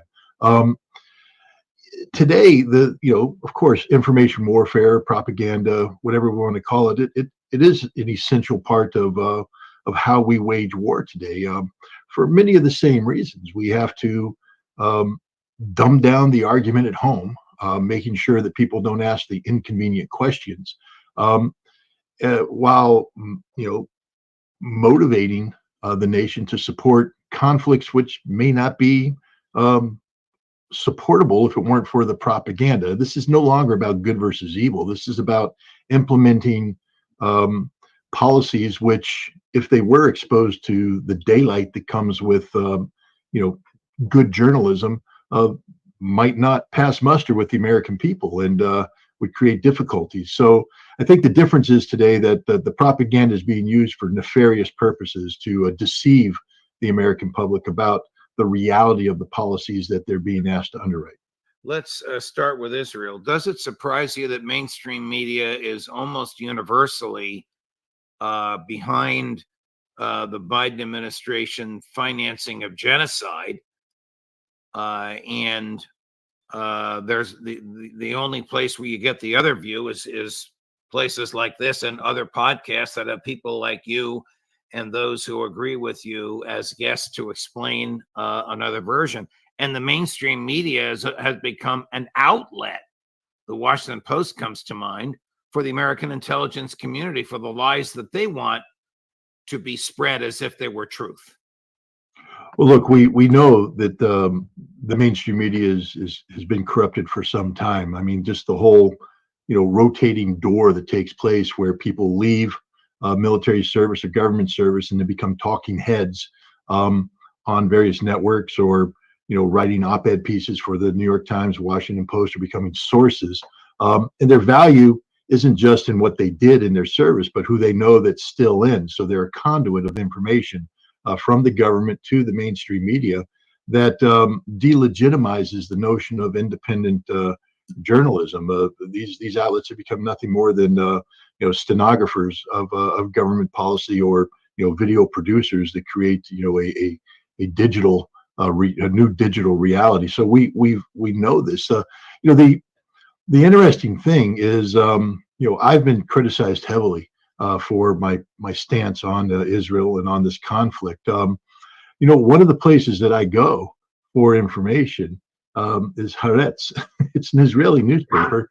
And the irony is that the Israeli press will publish things about the truth regarding this conflict that the American press won't touch out of fear of being called anti-Semitic. I mean, this is the ridiculous hold that the pro-Israeli lobby has on the United States, a nation that's supposed to be founded on the principle of a free press, of free speech, that we self-censor to the to the extreme, and we actually censor out the truth as recognized by the Israeli media. Interesting observation. And of course, there was an op-ed in Haaretz over the weekend in which retired Major General Yitzhak Barik said things like, Israel will collapse in a year. Netanyahu has decided to die with the Philistines. He has lost his humanity, morality, norms, values, sense of responsibility. And at the same time, Ronan Bar, the current head, not retired, of Shin Bet, referred to Ben Gavir's folks in the West Bank as stirring up Jewish terror.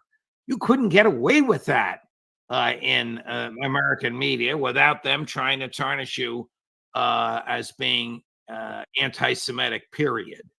That one of the great ironies in this, and I say this with a smile on my face, is I have, through my analysis, not as a propagandist, just as my record as an analyst, have been saying that Israel is in an advanced stage of collapse, and left unchecked, the collapse is inevitable.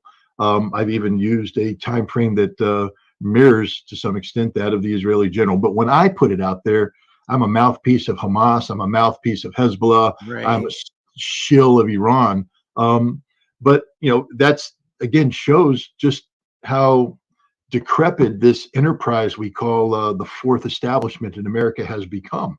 We have good analysts here in the United States. I count myself as one of them, who are capable of doing independent, unbiased examination of the facts and come out with predictions or assessments that are reasonable. But if they don't go with the narrative as dictated by the pro-Israeli lobby here in the United States and as echoed by the mainstream media and indeed the government, then it's simply, you can't allow these voices to be heard. And I thought the whole concept of free speech and a free press was to give voice to opposing points of view, so that there can be debate, dialogue, discussion for the benefit of the American people, we the people, who are, I think, able to discern between fact and fiction and decide which argument is best stated. But the government and the mainstream media don't want to engage in that debate because they can't stand toe-to-toe with people like yourself, the guests you bring on. I'll even put myself in that. I challenge U.S. government on a regular basis, and they never. You are foremost in that group. Well, how's it going for Israel? Who's winning the propaganda war?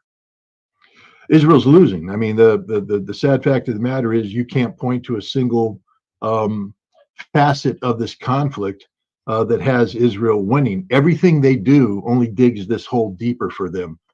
Every military engagement they go in is now being looked at in a new light as oppression of the Palestinian people, a continuation of the genocide. There's a growing debate inside Israel right now that Netanyahu has abandoned the north, and that he is focused on defending with air defense the center, Tel Aviv, in the center part of Israel. And the northern settlers, tens of thousands, are saying, "Hey, we live here. We're getting bombarded. You're not defending us. You've abandoned us." The Israeli government can't even win the propaganda fight at home. So, Israel has not been served by seeking to deceive its own people and the rest of the world about what's happening. Again, I come back to the ability of the average person, whether it be American or not American, to discern the difference between fact and fiction. We know genocide when we see it. How is Israel doing in its war against Hamas? They're losing. Again, this is something that an Israeli general has said recently, that you can't defeat an ideology, and Hamas is an ideology. And it's like the standard arguments made in counterinsurgency or low intensity conflict. You have to win the hearts and souls. Every action by Israel that kills a Hamas fighter or terrorist, depending on your point of view, just produces more. Hamas is getting stronger, not weaker.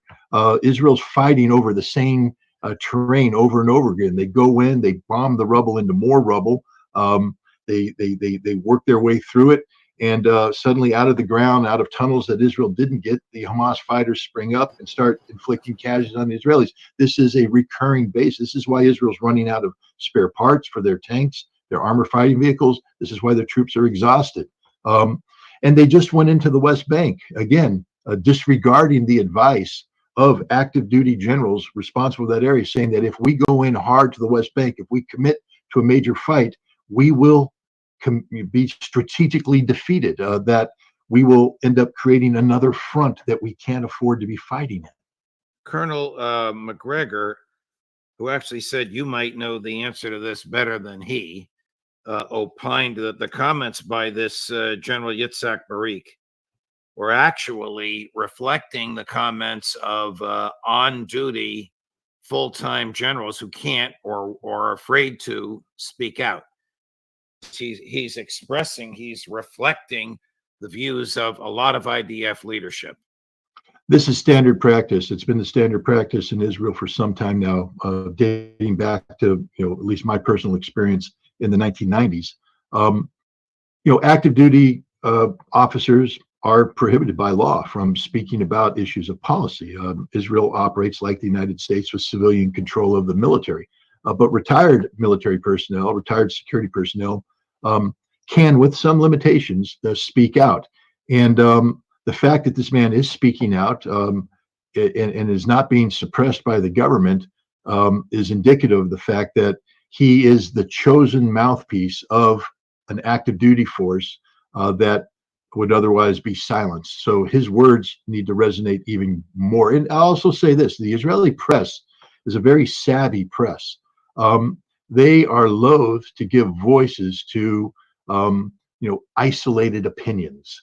If they make a decision to publish the words of a retired general, it's because they know that he is speaking on behalf of an entire echelon of active duty officers, senior officers, who feel that this opinion must be heard by the Israeli people. Israel does have a very vigorous and responsible fourth establishment. I wish ours mirrored that. Yeah. Let's segue over to Ukraine. What is the status of the incursion into Kursk? It must have been orchestrated with approval of MI6 and CIA. It was certainly funded by the United States, and we believe that European officials were involved as well. Where does it stand now? Well, first of all, let me go back, because I've been talking to people who are on the Russian side, please tell us what you can. Yeah, reconstructing. Well, I just want to be honest. People. When I say talking to people, I'm talking to Russian sources who are on the front lines, doing the fighting, etc. They have said a couple things. One, this is a very big incursion, and the Ministry of Defense of Russia was not prepared for it. So the Ukrainians were able to come in and seize a chunk of land, but the Russians were able to respond to blunt the attack, and now they've basically halted it, and they're containing it. Have they surrounded it? No, because the Ukrainians still have in the border with the Sumy regions, the Ukrainians still have some lines of communication, but these lines of communication are susceptible to interdiction. So the Russians are hitting them with artillery, hitting them with air power, hitting with drones, and it's become almost impossible for the Ukrainians to supply or resupply the forces that are in. And so what's happening is they're running out of ammunition, they're running out of fuel, and they're just slowly being ground down. There's only one outcome, and that's going to be every Ukrainian in Russia is either going to die, in Kursk is either going to die, be wounded, retreat, or captured. They're not going to hold on to this land, but Russia's in no hurry. And one of the reasons why Russia's in no hurry is, it's one thing to have a strategic reserve that hasn't been deployed yet. It's still there. It's available. It's a possibility, a potential to send things here, there, and everywhere. The strategic reserve is now firmly located in that blue spot on your map. The Russians know where it is. They have it stuck, trapped, and they're going to destroy it. They're going to kill it. And from the Russian perspective, while politically it's not a good thing for them to have this happen, it's embarrassing. I'm sure at some point in time, somebody's heads are going to roll.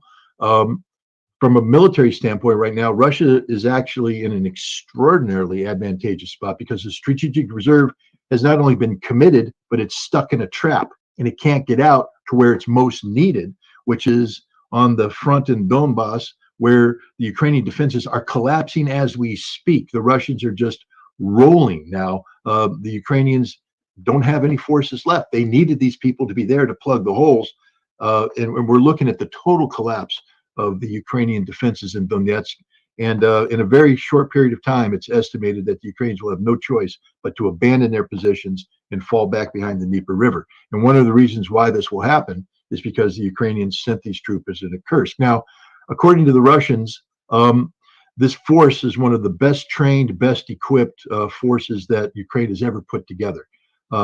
These guys are making use of cutting edge technology. They have command and control capabilities that are the equivalent of the best NATO forces. They integrate artificial intelligence into their their scheme of operations, meaning that there is satellite imagery coming in, intelligence coming in, that's creating a picture of the battlefield that allows predictive analysis using artificial intelligence about where the Russians are, where they're not, where you can get the best exploitation. And this is why they exploded in there. They came in and they were able to shoot the gaps, exploit the weaknesses, and make advances. But the Russians eventually cut the link to the satellites. The Ukrainians went stupid, and when they went stupid, they lost their advantage, and the Russians now have successfully contained them. This force was trained to carry out offensive operations against Russia, but the training that was conducted was focused on the Zaporizhia area. This was a strategic decision made by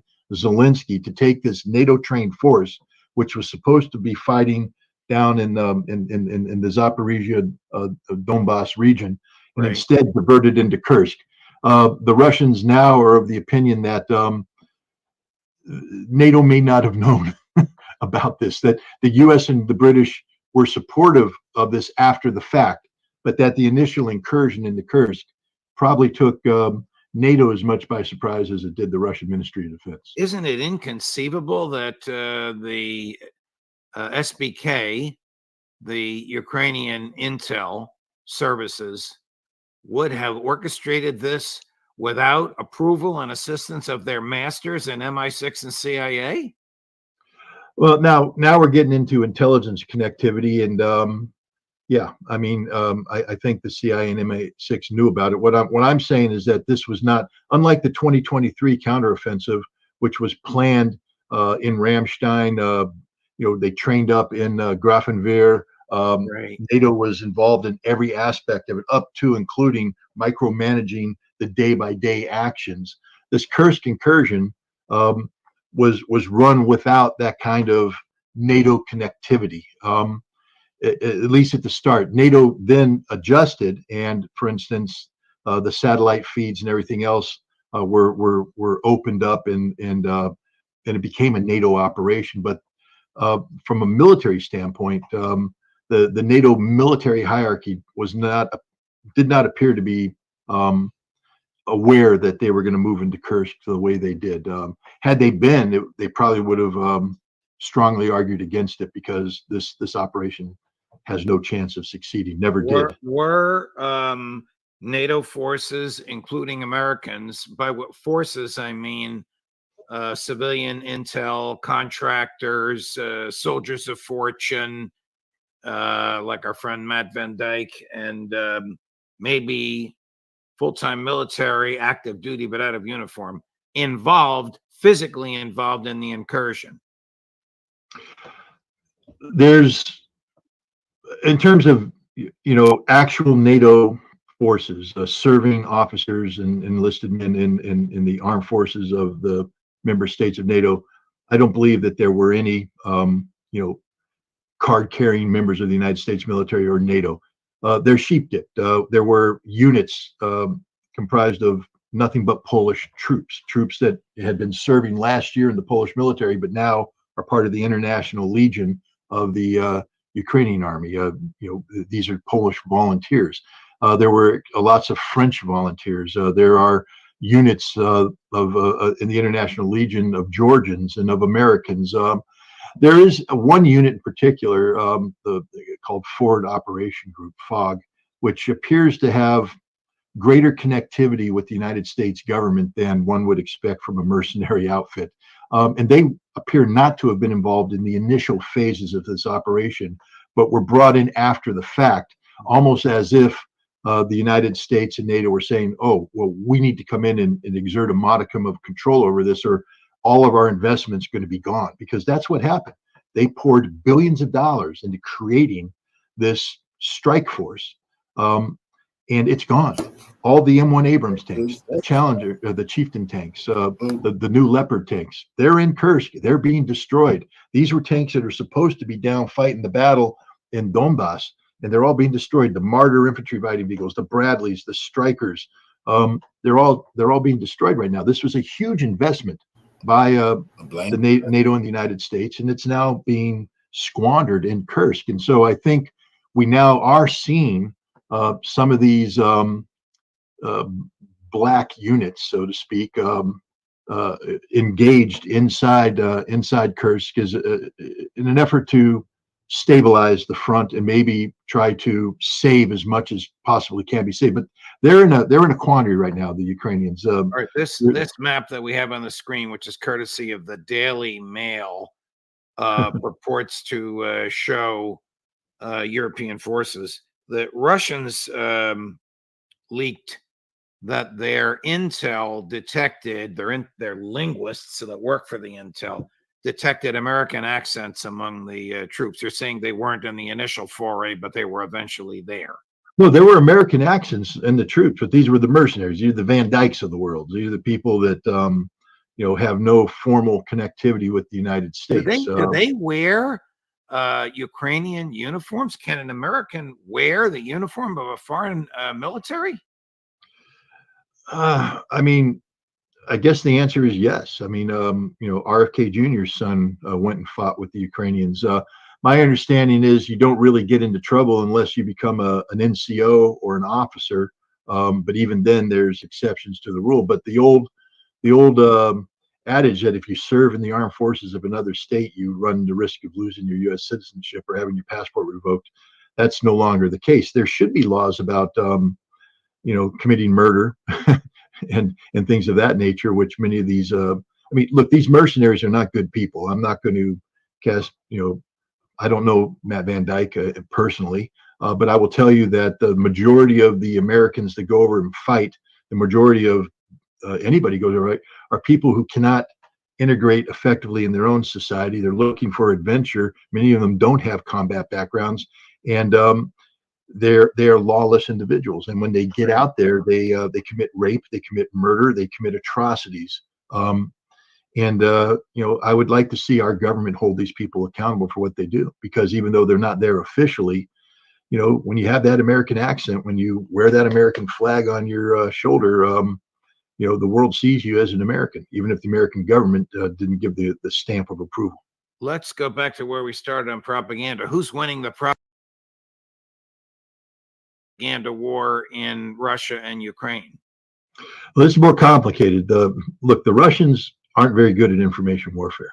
I mean, I know everybody's like, RT is really good and all this stuff. They can do geopolitics well, but from a military standpoint, the Russian military, the Ministry of Defense, is not effective in terms of how it interfaces with a civilian audience. They do a better job with a Russian-speaking audience because there's a lot of very good Russian combat reporters out there reporting from the front lines, but they report back in Russian language, either spoken or written. And for a Western audience doesn't know how to access that reporting, or if they did, they couldn't make sense of it. It's lost on them. But the other thing is that the Russians just don't care what you and I think, Judge. They're not here to please us. They're not here to serve our curiosity or answer our questions. They don't care. And so we're frustrated because we're trying to serve a broader audience by providing balanced reporting based upon facts. But we end up responding to the output of NATO, of the United States, of Ukraine. They get to shape the Western narrative, and the Western narrative is largely driven by these sources. The Russians, I would like to see them do a better job, but as I've been told by the Russians, why? We don't care what we think. Incursion have been planned for American propaganda purposes to gin up support for this support of Ukraine, so it extends beyond November 5th. I don't think so, because again, let's compare and contrast with the 2023 counteroffensive, the great summer. This one was played up. I mean, we had a build up. We had, the New York Times running articles about the counteroffensive. Everybody, the Washington Post, man, it was all ready. We were all like eating popcorn, going to the movies, ready for the counteroffensive. Kursk just happened. And everybody was sitting there going, what just happened? That's not how you sell a concept, having people ask the question, what just happened? Why did it happen? There wasn't enough buildup. So I don't think that Kursk was meant to be a propaganda ploy. I think it was a desperate gambit on the part of the Ukrainians because they are losing the support of the West. Germany is no longer funding them the way that Germany said they were. The United States is not able to pony up like we would. Ukrainians are begging for money. They've squandered all of their military resources. This was a desperate gambit by Zelensky to be able to say, look, I can seize the initiative. I'm still here, guys. I'm still relevant.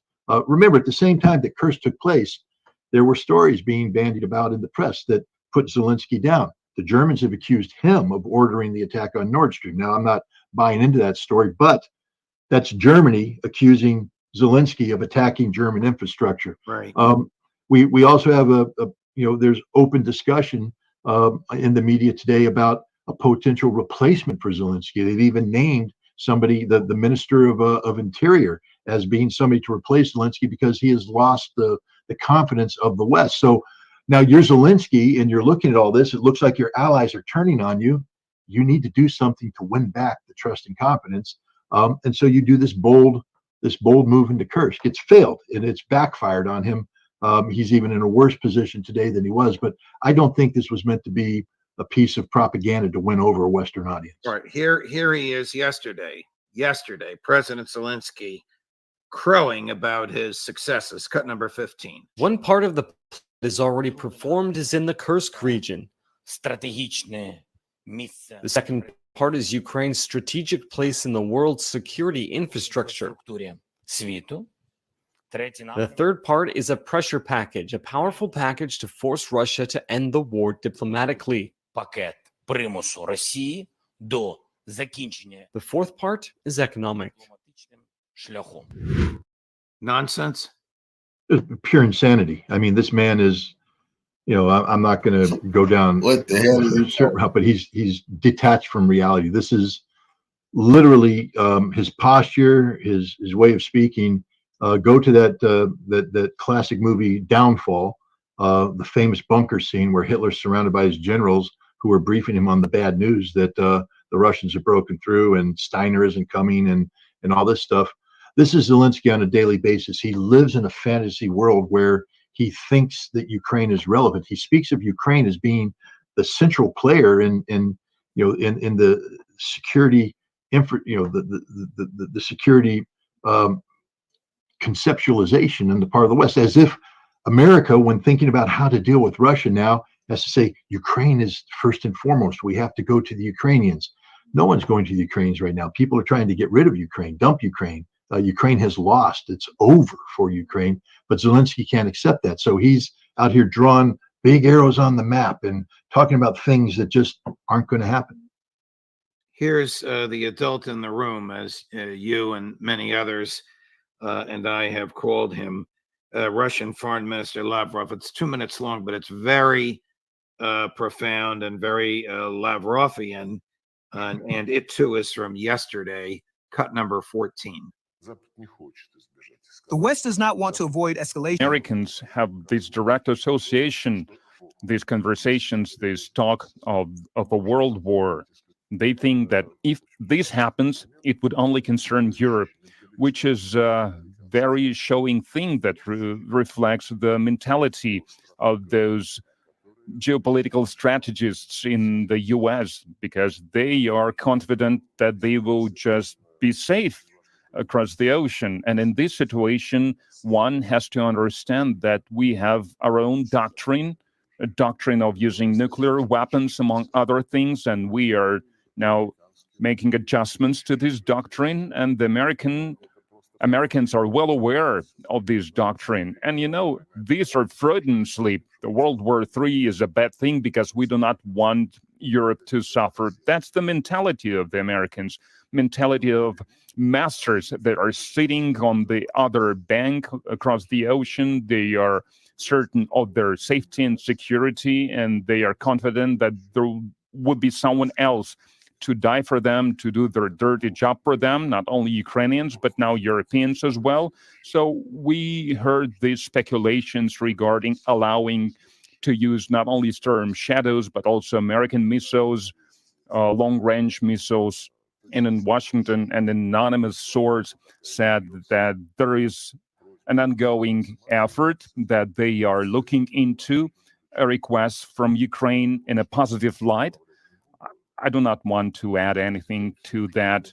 The president has already spoken on these on many occasions, and we reaffirm this once again, that playing with fire, and they are like little kids who are playing games with matches. It's a dangerous thing for adults who were trusted with nuclear weapons. Accusing the United States of being like children playing with matches, and revealing that the Kremlin has made, quote, adjustments to its nuclear doctrine. How do you interpret that? Well, what it means is that there is no such thing as a limited nuclear war. That in the United States, we speak of the potential of a nuclear conflict with Russia, and we speak of Russia using nuclear weapons against Ukraine, maybe Russia using nuclear weapons against certain European countries, but that conflict will be limited to that. And what Lavrov has said, and I hope everybody heard what he said, that if there's a nuclear war, the United States will be hit. I'll say it one more time just so your audience understands what I'm saying. If there's a nuclear war in Europe, the United States will be hit. And now here's the thing. We have an aging nuclear enterprise. We have Minuteman III missiles, which are well beyond their life expectancy. They're stuck in silos that are old. The command and control is using outdated equipment. The Russians have modernized their nuclear force. They have hypersonic weapons that can reach the United States in far quicker times than we can. Russia not only will hurt the United States, but if Russia makes a decision to strike, it will be a killing strike designed to destroy America's nuclear force before it launches, to minimize America's retaliatory capacity. This is what Russia will do. And I hope people will take a look at the maps of what happens when 150 to 300 megaton warheads land, or kiloton warheads land on American cities. The spread of the radiation, how long the contamination will be. Guys, it's over. It's game, set, match. Humanity is gone. The Russians aren't playing around. They understand the seriousness of this, and they are not going to sit back and allow the United States to play stupid games that put the existential survival of Russia at risk. If you think Russia's going to let the United States put a standoff strike weapon, American made, on an American F-16 and pilot it with a Ukrainian, and have these weapons be launched against Moscow and St. Petersburg, you're insane. Russia will know exactly where that attack came from the United States, and the United States will pay the price. This is why I say we are on the edge of the abyss. We are closer to nuclear war than we have ever been. Look at the Biden administration. How have they responded to this? They've issued a new nuclear employment guidance. This is the war plan, which will make it even easier for the United States to use nuclear weapons. So we're front loading any potential crisis with Russia with a nuclear employment strategy that's contingent upon limiting the conflict to Europe. This is why we have a low yield nuclear weapon, the W76-2, so that we can send a signal to Russia. I'm telling you right now, the Russian doctrine is clear. If a nuclear weapon of any size is detonated on Russian soil, Russia will respond with the totality of its nuclear capabilities. That's not me saying this. This is Vladimir Putin saying this. That's what Lavrov is trying to remind us of. Play with fire, you will get burned. But ladies and gentlemen, this isn't going to be the burning of the fingers. This is going to be the burning of your entire neighborhood, of your entire city, of our entire nation. Tough stuff, Scott Ritter. Thank you very much for your courageous and gifted analysis. Very much appreciated.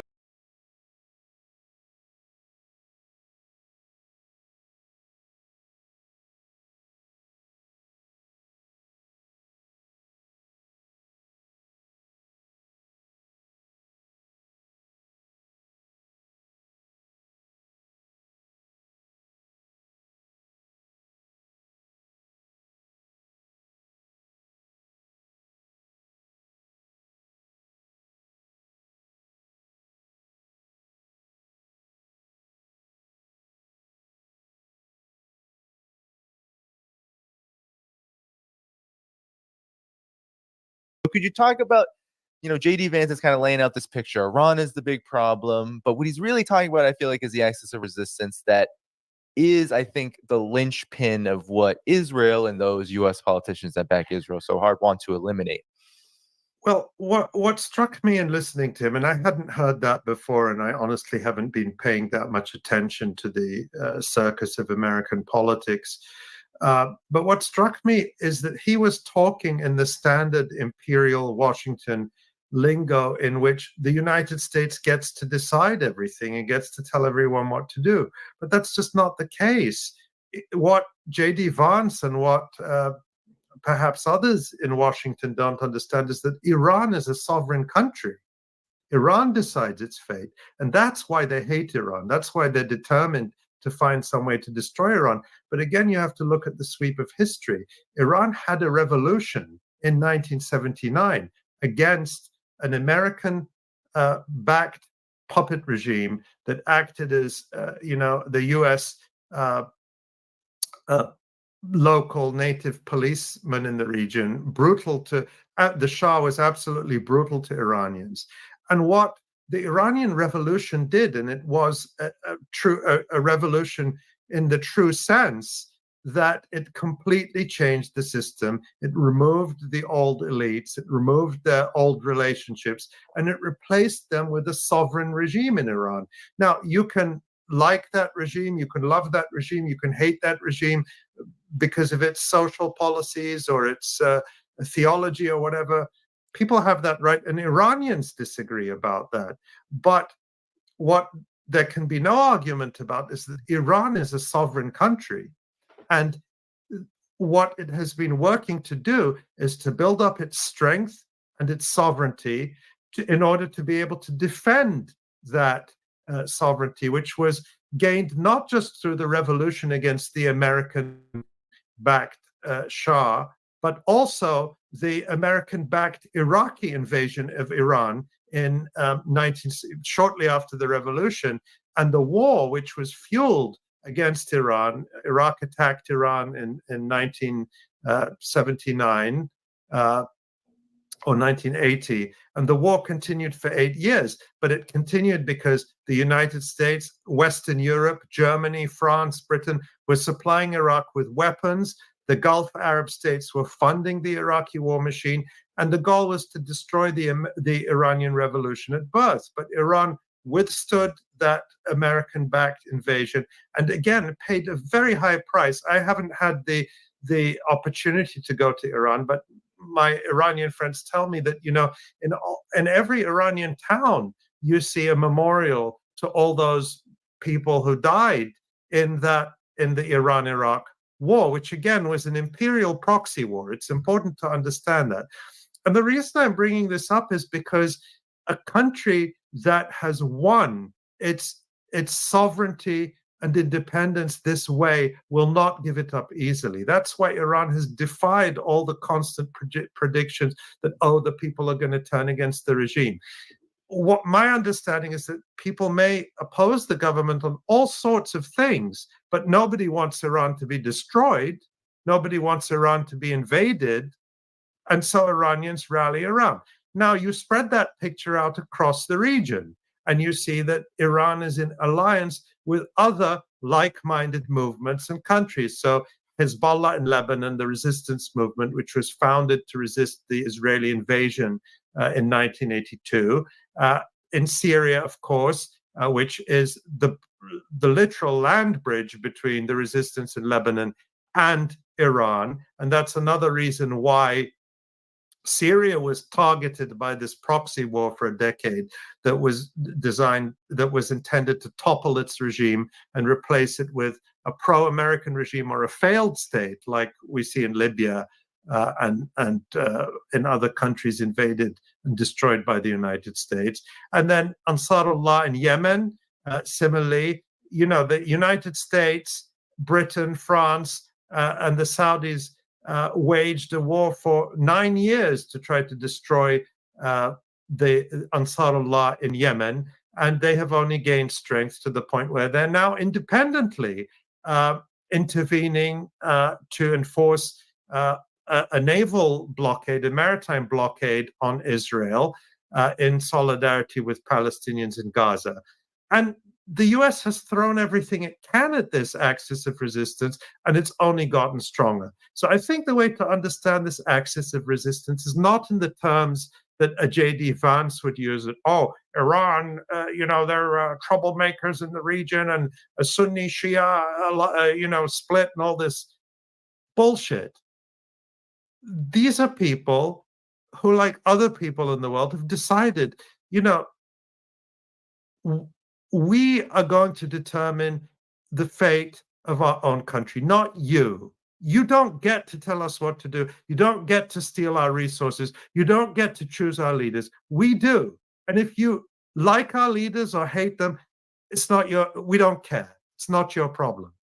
And this is the fundamental demand of people all over the region. It's the promise of the UN Charter that every nation is sovereign and independent and free from interference in its internal affairs from other countries.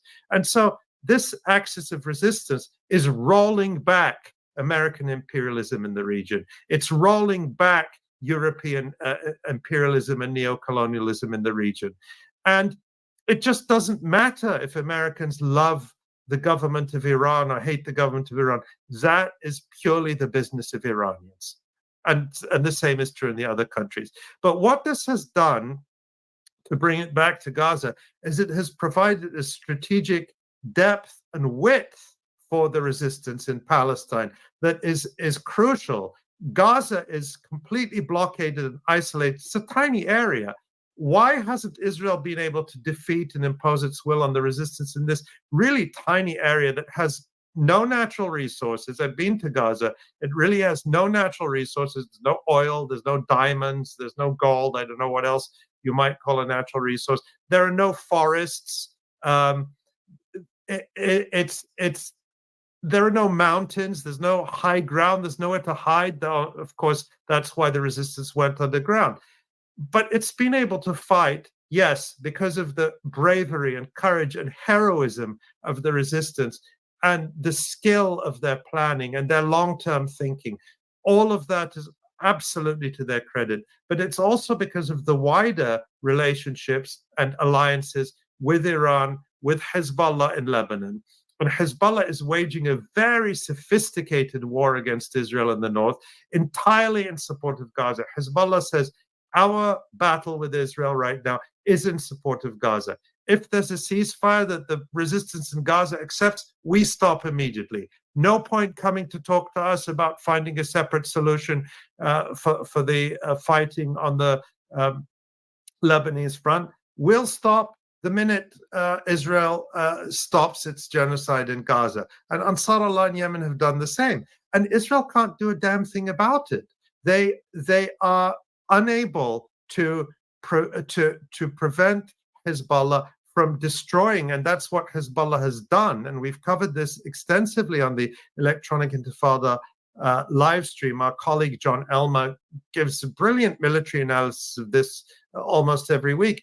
Systematic destruction of Israel's military and surveillance infrastructure on the border with Lebanon. And Israel makes a lot of threats about, we're going to deal a death blow to Lebanon and to Hezbollah, and we're going to turn it to Gaza. And, never bet against Israel doing that, because, as we know, they're truly genocidal. But they haven't done it yet, when I think in previous years they would have by this point, because they're so weakened. They're so weakened. They don't have the ground forces to mount any kind of serious invasion of Lebanon. In 2006, Israel invaded Lebanon and was soundly defeated and humiliated. That was 2 decades ago. Hezbollah is far stronger now. And of course, the Israeli army, as we said, is already decimated by the resistance in Gaza. And at the same time, Israel's trump card has always been its air force and its air superiority and its ability to carpet bomb from the sky with virtually no opposition. And now they can't do that with Lebanon without the risk of massive mutually assured destruction. Yes, Israel can destroy Lebanon, but the Israelis now believe, and with good basis, that Lebanon can now destroy Israel. Yeah, I remember reading a report a year ago before the Al-Aqsa flood, and the report was that there were worries from the Israeli military establishment that if there was a broader war with Lebanon, that 1,000 missiles would rain on Tel Aviv in about a 2-hour span. I mean, that's a very large number of missiles. That is something the Iron Dome And likely wouldn't Hezbollah's be able to arsenal defend. is far more sophisticated than that of Hamas or any other Palestinian group. Exactly. So these missiles, they would hurt, is the point. And I wanted to, on this point of the resistance, also, if you could talk about you mentioned the economic strife that Israel is suffering. Talk about the role of Yemen right now, because, there are reports about the Eilat port being bankrupt now, and the U.S. is engaging in strikes, it seems like every other day, trying to supposedly, as J.D. Vance said, right, these little strikes, trying to stop Ansar Allah, but yet the blockade continues. So any comment on that? Yeah, and of course, remember, as I said, that Barack Obama began a genocidal war on Yemen in 2015, and with the Saudis and the British and the French, and they were at certain points bombing Yemen far more intensely, killing a lot of civilians, destroying a lot in Yemen, but achieving absolutely nothing in terms of diminishing the determination of Yemen to resist this and the development of their abilities. It's the same story with Hamas, with Hezbollah. The more Israel and its allies, for want of a better word, have attacked the resistance, assassinated its leaders, murdered civilians to try to demoralize the society or split the or undermine the public support for the resistance, the stronger they've gotten. And that's the story in Yemen. And in terms of the economic or the naval blockade on Israel, it's very significant. If you look, as I do, I'm not an expert on international shipping, but I watch channels that cover international shipping, and I read articles about this. And something like 80% of large container traffic is now being routed around the Cape of Good Hope. So having to go the long way around Africa to get from Asia to Europe, from China to and other Asian ports to Europe, and vice versa. And this increases costs dramatically because, of course, it takes longer, it's more expensive in fuel for the ships, insurance costs go up. There are huge logistical issues in terms of just the positioning of containers and ships and so on. It's all very complicated.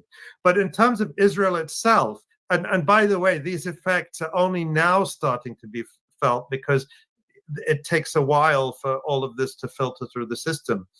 In terms of Israel, several ships have been sunk, which they weren't necessarily Israeli ships, but, Ansar Allah identified what they said was some connection with Israel, and some have been sunk. That we've seen footage of, I think, at least 2, but possibly 3 large ships going down in the ocean. And the insurers look at that, the shippers look at that, and they say, that's not for us. And so, as you said, Eilat, which is the main Red Sea port, an important port, as I understand, I think it's the main port for importing automobiles into Israel, is effectively shut down. But it's what it also means is that the economic impact on Israel is also in terms of unavailability of certain basic goods and more inflation as well. Costs go up there. And then don't forget you have Turkey, which has prohibited the export of a wide range of goods, what they call dual-use goods, to Israel. But this includes construction supplies and cement and concrete and steel and other things that are crucial to Israel's construction industry, which is a major part of the economy, real estate and building luxury condos and then trying to sell them to rich American Zionists. And so that's come to a halt. Most of the labor, we don't often talk about the labor side. This is underestimated, but Israel, as much as it, I don't want to go off on too much of a tangent, but a few years ago there was a lot of debate about how much Israel resembles South Africa, and one of the arguments that was always made is that there's a difference between the apartheid regime in South Africa because the apartheid regime needed black workers, and that gave black workers, a lot of strength. We saw, trade unions in the mining industry and so on in South Africa played a major role in the anti-apartheid struggle. But people would argue that Israel doesn't need the Palestinians the same way. And maybe that's true to some extent, but it's less true than people think. Israel's entire construction sector and a large part of its agricultural sector depends on Palestinian labor, and particularly Palestinians coming in from the occupied West Bank. But since October 7th, Israel has virtually banned those workers coming in. And the result is that the construction industry, a major part of the economy, is pretty much shut down. So there are all these impacts that taken together erode Israel's long-term prospects and viability and make it, I think, an increasingly precarious and a doomed colonial project. I don't want to sound, overconfident about that, but that's the trajectory we see. And this has been visible for decades, and Israel hasn't really been able to do anything to change that trajectory. It's been on the same trajectory, and it's still on it. Yeah, and in many ways, I mean, I think just everything that you just outlined there summarized it's all intensified a lot of what we've been talking about. I mean, Ansar Allah maybe jumped into this in solidarity with the Palestinian people at this moment, but the entire axis of resistance has been at this for quite a long time, and Israel has been on this trajectory, as you said, for quite a long time. But it's this moment of Al-Aqsa flood, of the genocide. It's so much more pronounced, and things just feel like they're accelerating so much faster than October 6th, 2023, and before that. Like it's just this so much is world history. I mean, this is what we're seeing is the slow motion expulsion of the United States from a region that it has dominated and controlled since 1945, since it came in and effectively took the place of the European colonial powers, primarily Britain and France. In 1945, the United States became the imperial power in the region, and it is being expelled from the region. And it's a slow motion expulsion. I'm sure J.D. Vance doesn't like it, and Joe Biden doesn't like it, and Donald Trump doesn't like it, even though they sometimes profess these sort of slightly maverick views. But they all believe in U.S. hegemony and imperial power, and they want to preserve it. And they don't have, this whole business about Iran is a troublemaker, and this. I mean, it was hilarious to see J.D. Vance bring up the Abraham Accords, which was a Trump administration policy. This idea of normalizing relations between Arab tyrannies backed by the United States and Israel, and bringing them into an alliance against Iran. That was the Trump policy. That was the Obama policy, and that's the Biden policy. Biden fully embraced the Abraham Accords. Biden embraced all of Trump's actions in the Middle East, the moving of the U.S. embassy to Jerusalem, recognition of Israel's illegal occupation of the Golan Heights, and so on. He didn't reverse any of that. He's continued it. And remember, Jake Sullivan, who is Joe Biden's national security advisor said, like, I think it was just weeks before October 7th, that the Middle East has never been calmer. Everything is stable. Everything's great. They thought they were going to get this Saudi-Israeli normalization deal, which was, you know, the cherry on the cake of the Abraham Accords. And then October 7th happened. And, you know, their hubris, their ignorance, their lack of knowledge, their arrogance, all of it together means that they may or may not understand that the United States is being pushed out of the region. And I don't see that reversing, because the United States has brought nothing but death and destruction to the people of the region. It extracts the resources. It's there to get the oil, get resources. I don't mean that in a simplistic way, but that's what it's about. It's about controlling world markets and the movement of energy and capital and so on.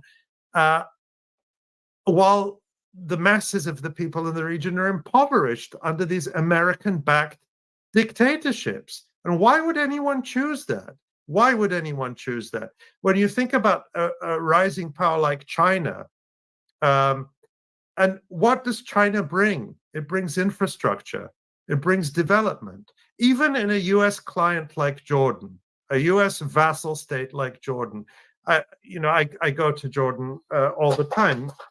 And, I noticed when I was leaving Jordan the last time, the new airport, which opened a few years ago, it's this, very modern airport.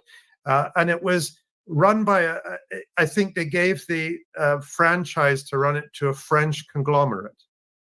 But when you walk onto the aircraft, the gates, the jetways that lead to the aircraft are Chinese. That basic infrastructure is Chinese. You have roads, highways, hospitals being built around the world by China. Even, again, a country like Jordan, a U.S. vassal state, you see like Chinese cars everywhere. And this is just in the past 2, 3, 4 years. And you just multiply that across the world. What do the Americans bring to the region? I don't see any American hospitals, even in a client state like Jordan. Even, a country where the regime has given everything to the United States, all its loyalty. People aren't benefiting from that. Nobody's benefiting from that. Take Iraq, which was invaded and destroyed by the United States in the US-led aggression 20 years ago. China is rebuilding Iraq. China is rebuilding the infrastructure. Of course, Iraqis are doing the work, but I'm talking about in terms of the infrastructure know-how and the contractors and so on. China is building thousands of schools in Iraq. And across Africa, of course, you have this propaganda in the West about how China is, this racist yellow peril propaganda about how it's all a secret scheme and China has its design. They are projecting onto China what the United States is actually doing whenever it claims it's coming to a country to help. The United States won't give you a penny or put a brick on top of another brick unless it's benefiting them. And they say it openly, because when they talk about in Congress funding, sending another 60 billion for the proxy war against Russia in Ukraine, they say, oh, well, this is good for America because most of it goes to US weapons companies. So they make no secret about that. So I'm saying this just to put in perspective why nobody loves the United States outside the United States.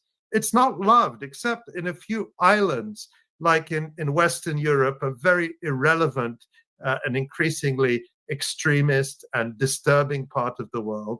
And, where else? Where else are they loved? Thank you for tuning in to my latest video. I appreciate all of your support.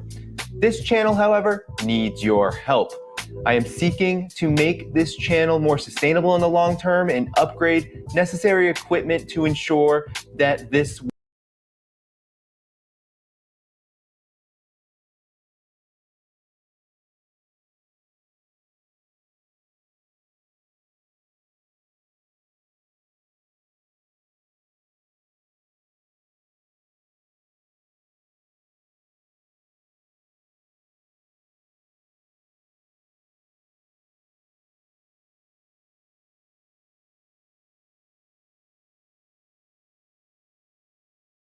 going to apply to become a member of BRICS after the upcoming summit in October, and it's kind of a big deal. Now, it's obvious how this is a huge deal for Palestine potentially, but if you zoom out a bit, it's actually a bigger deal because it gives us a little insight into how Russia feels about Israel's genocide in Gaza and how they plan to go forward strategically in dealing with it. Because as many of you know, BRICS countries, for the most part, have already expressed solidarity with the Palestinian people and have called out the genocide. But at this recent meeting with the Moscow ambassador to Palestine, Putin actually promised there would be an entire session devoted to Palestine at the next summit. What's more significant is that it was actually Putin who invited the Palestinian ambassador, and it is Putin and Russia who are inviting Palestine to apply to join BRICS. In other words, a lot of people were wondering where Russia actually stands on this issue. And finally, we are learning that Putin and Russia have chosen a side, and they've chosen Palestine.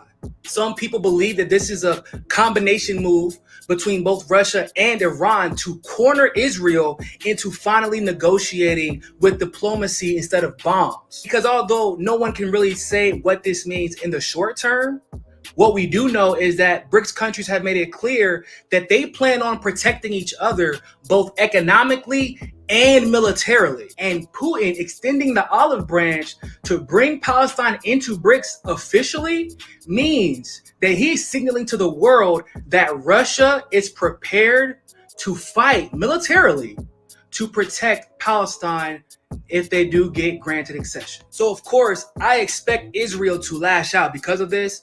And of course, the West will definitely lash out as well in order to protect Israel's interests. So I don't know how this is going to go, but it definitely lets us know how Putin is feeling, how Russia is feeling, and how BRICS is feeling about how Israel is conducting itself in the region.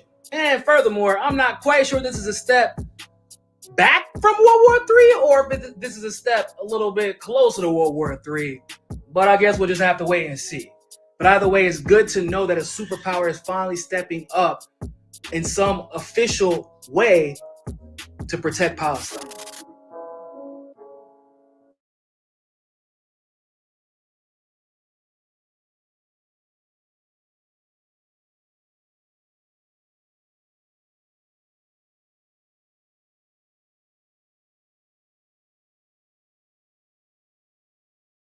Guys, we are headed for all-out war in the Middle East. Just over the last few hours, major war escalation, very drastic action by the United States military has come to an absolute pinnacle over this weekend.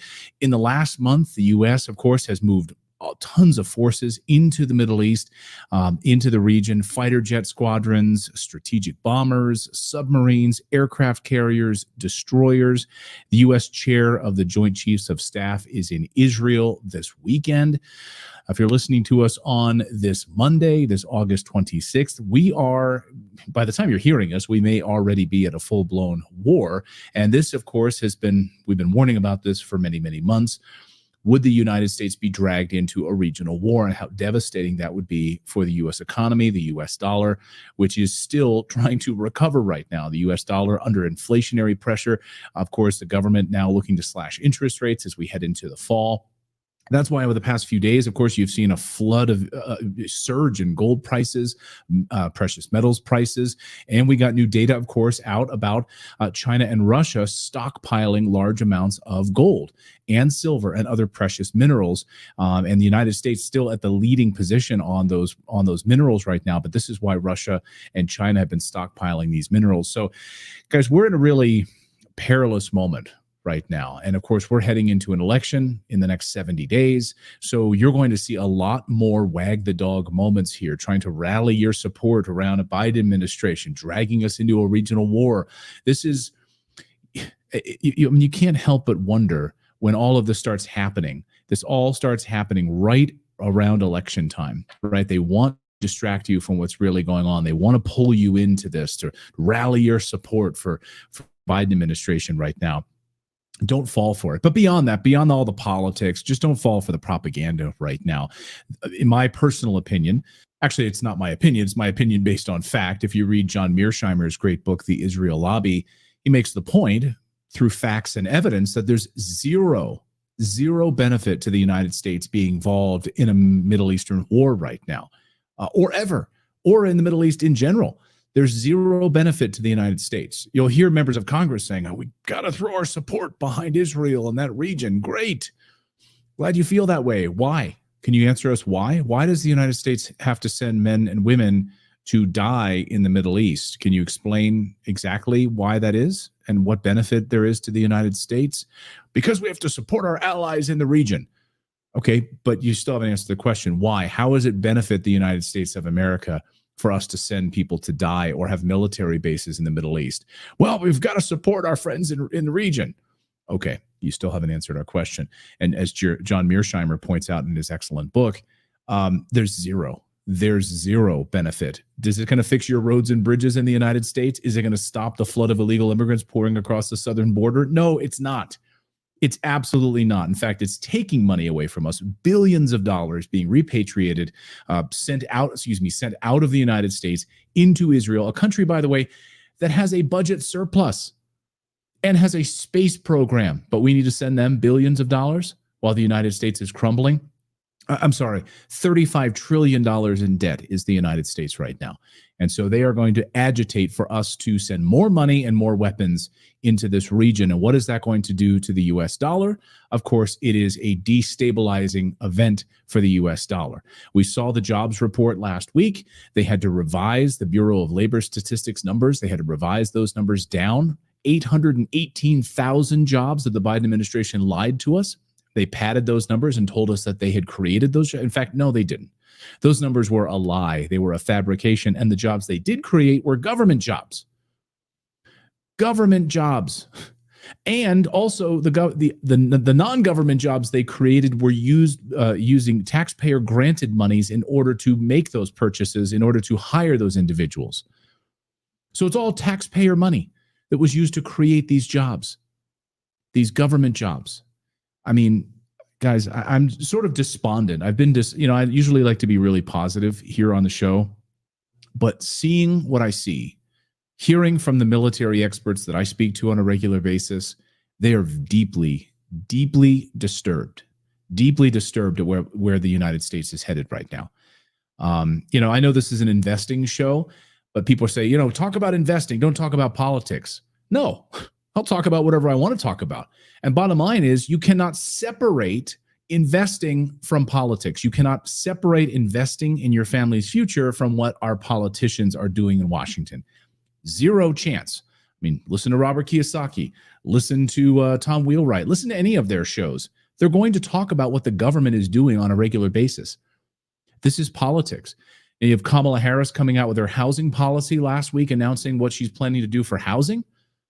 Literally a person who's giving out housing vouchers with a wide open southern border, giving away housing vouchers to illegal immigrants in the United States. And you're going to tell us, you're going to lecture us about how you're going to improve the housing situation in the United States of America. You're giving housing vouchers to illegal immigrants. I'm sorry, how are you qualified to improve the housing situation in the United States of America when you won't close the southern border? I mean, heading into a war in the Middle East, a wide open southern border, a U.S. dollar, which is now going to be facing all sorts of pressure as we slash interest rates here over the next few weeks. That's what the Fed is going to do ahead of the election. So just look at all of the propaganda that's happening right in front of your faces, guys. They're going to slash interest rates ahead of the election. After they came out with numbers that they lied about from the Bureau of Labor Statistics, had to revise those labor numbers down, meaning the labor market is shedding jobs by the millions right now, and they're being replaced by AI and illegal immigrants. And you mean to tell me that the economy is strong? You're lying to us. The Fed is absolutely lying to us. The Biden administration is lying to us right now. So where do we put our money? Well, my wife and I, we've been repositioning a lot of our money. Last week, we purchased more real estate, and we purchased more gold and silver. Now, we purchased about 60% silver and about 40% gold with the purchase we made last week. So we had money in savings in U.S. dollars. We got it out of U.S. dollars and moved it over to precious metals and real estate. tangible assets, real tangible assets right now, folks. I just hope you're paying attention. If you've got money sitting there in US dollars and they're about to slash interest rates, further devaluing the US dollar, okay, that's exactly what's happening. And we are heading for a massive regional war in the Middle East. And by the way, don't forget that China and Russia are dragged into this simultaneously, further devaluing the US dollar. I mean, the dollar as a reserve currency of the world is quickly ending. It is quickly falling apart right now. So please pay attention to, you cannot separate what's happening from your personal finances and your family from what these crazy politicians in Washington are doing. I mean, I can only hope and pray that we have a major shift on Election Day. A major shift on Election Day. You had Robert F. Kennedy Jr. just dropping out of the race this past weekend. He gave one of the best speeches I've ever seen as he dropped out. And he said he can no longer support the Democratic Party. They are the party of war. They are the party of corruption. And they are the party of open borders. And so, again, the party of war. When did the Democrats become the party of war? This is unbelievable, guys. I know, I'm sorry. I'm just in a rage this weekend. And I hope you can hear it in my voice. I think we are really at a tipping point moment, guys, and I just want to impart that to all of you. We'll get back to that video in a minute, but first, I need to tell you.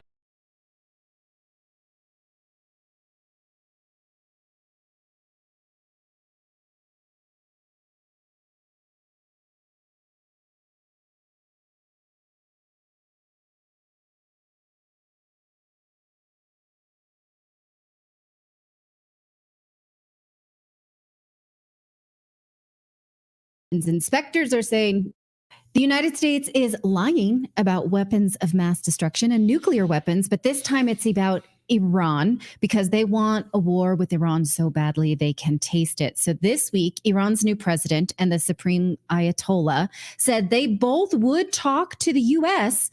about a new nuclear agreement if the United States agrees to lift sanctions. But the U.S. won't do it.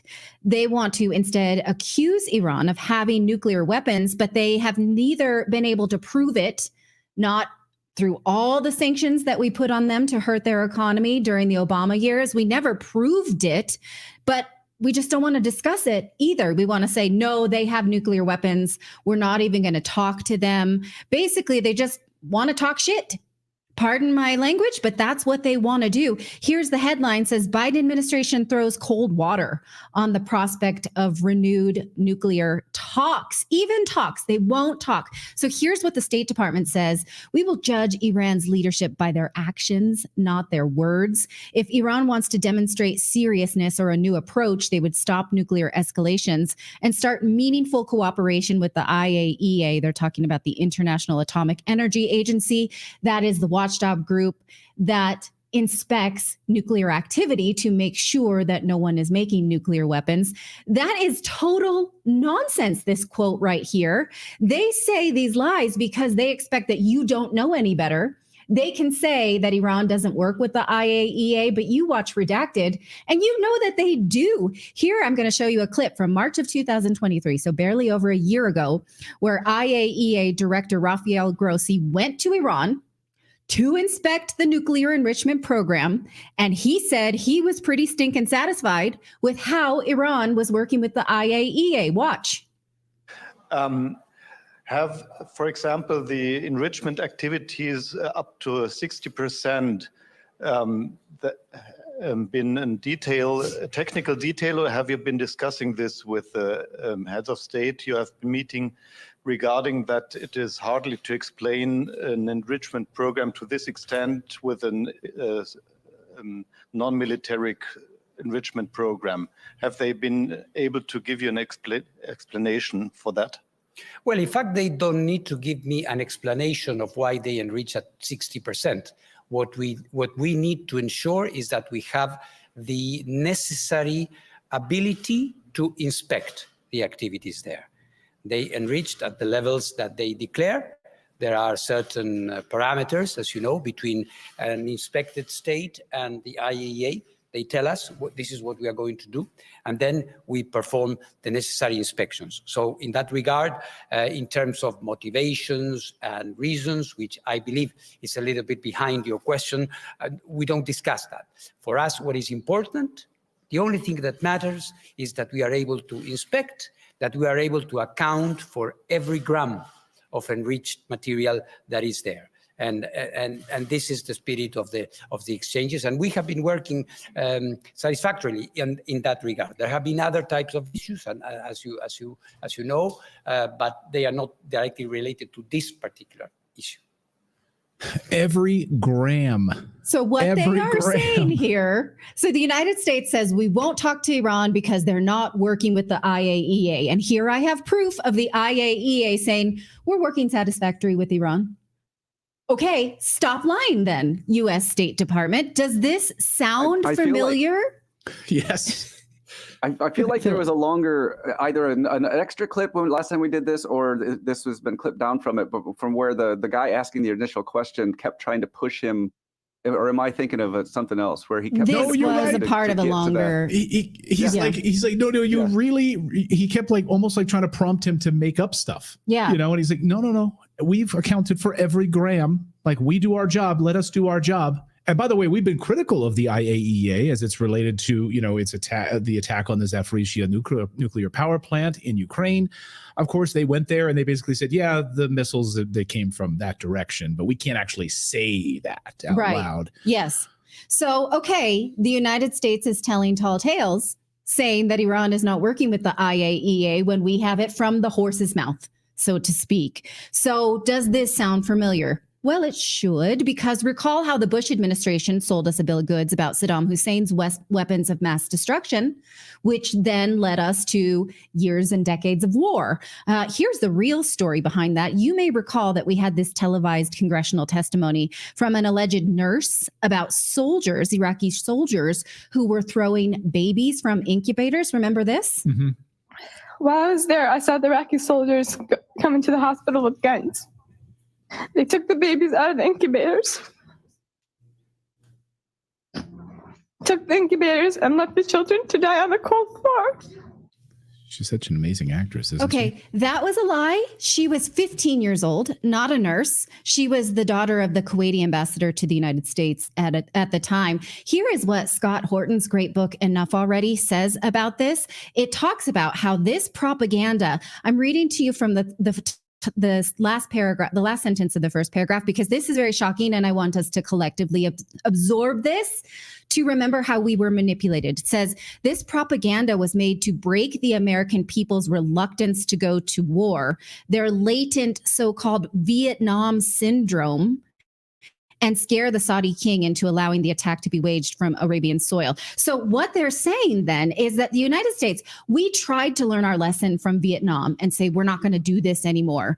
But they manipulated us with this lie so that we would support it, even though we didn't want to. Okay, so I'm going to give us credit for the fact that we needed to be lied to in order to support this. Now, in fact, if we go back to that screen, it says this babies from incubator story was cooked up by a New York public relations firm called Hill and Knowlton, which was run by President Bush's former chief of staff from the Reagan years, Craig Fuller. This lie was presented by the daughter of the Kuwaiti ambassador. Now, later, it talks about how the Bush administration claimed that there were 250,000 Iraqi troops and 1,500 tanks lined up on the Saudi border, preparing to conquer Riyadh. And that also was a lie. In fact, the St. Petersburg Times from Florida, not a Russian press, but in fact, American press, obtained Soviet satellite photos while attempting to confirm the story. And they published it and they offered these stories to the AP, Scripps, Howard, CNN, but none of them refused, that none of them would run it. They wanted a war. They had exculpatory evidence and they would not run it because they were trying to manipulate us into war. And in fact, that is what happens. Now, here is another thing we were not told that again is super familiar, is that Saddam Hussein was willing to negotiate with the United States.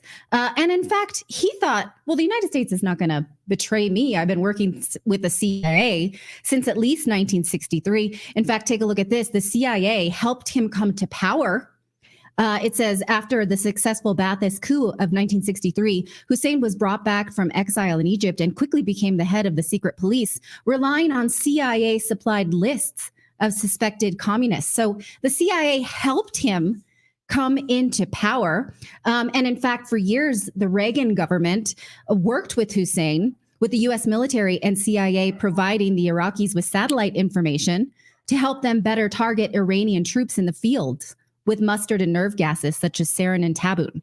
And tens of thousands of Iranian conscripts were killed. So Saddam Hussein was a friend of the United States until they turned him into an enemy, in case you didn't know that. Want to show the pictures of Donald Rumsfeld, like basically making out with him? And yeah, I didn't choose to bring those, but that is true. So it's no wonder that Saddam would have thought, well, the U.S. will at least negotiate with me then. I will do this to save face. But that too was hidden from us. Now, according to Scott Horton, Iraq did have nuclear weapons, but they hid it.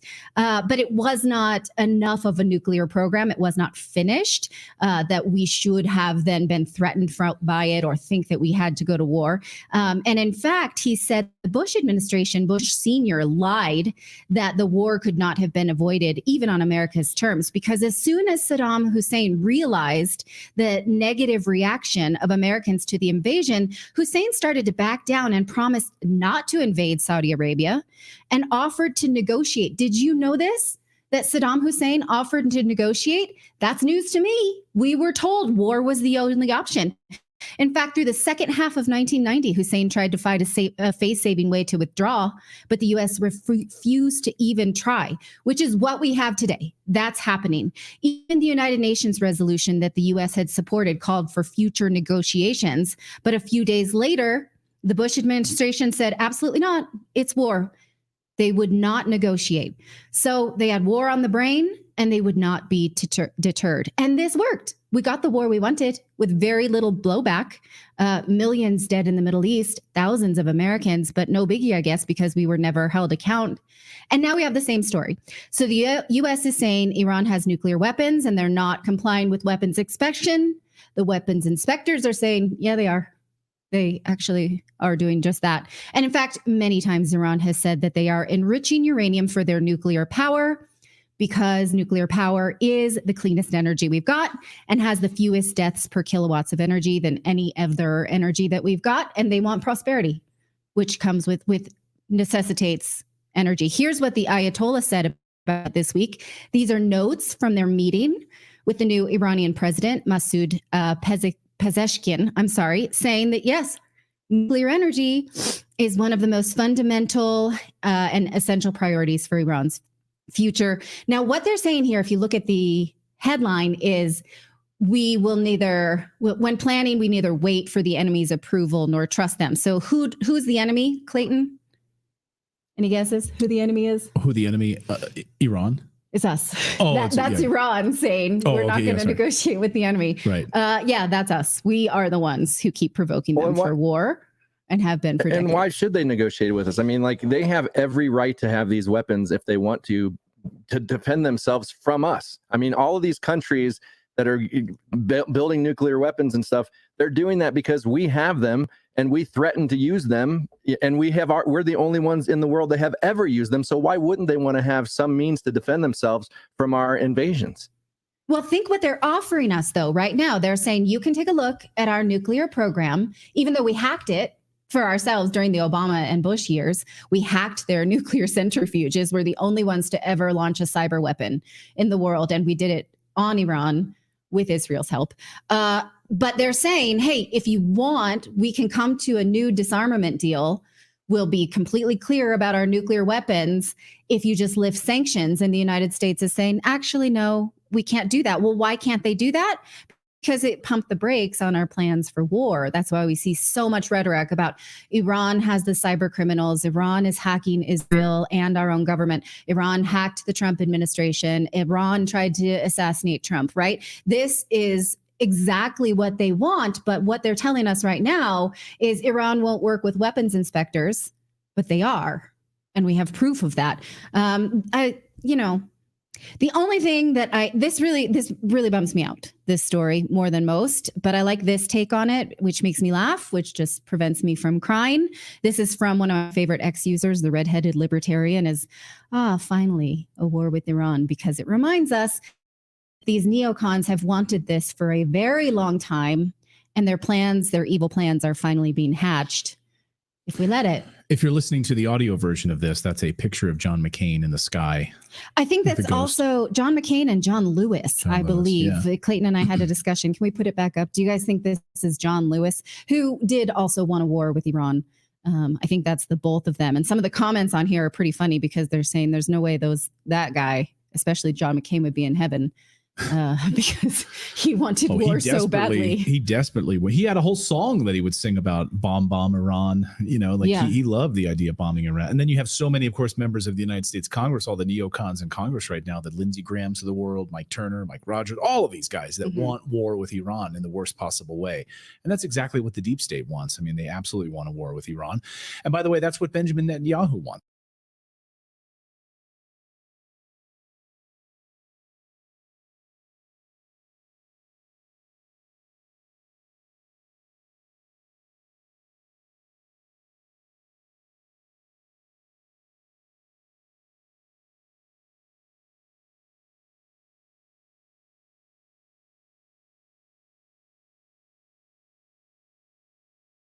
Migrant just literally shot 2 police officers in New York City, NYPD, at point blank. He shot them at point blank range. Now they have him in custody and he's being charged. But what they are saying is that he basically is stating that a gang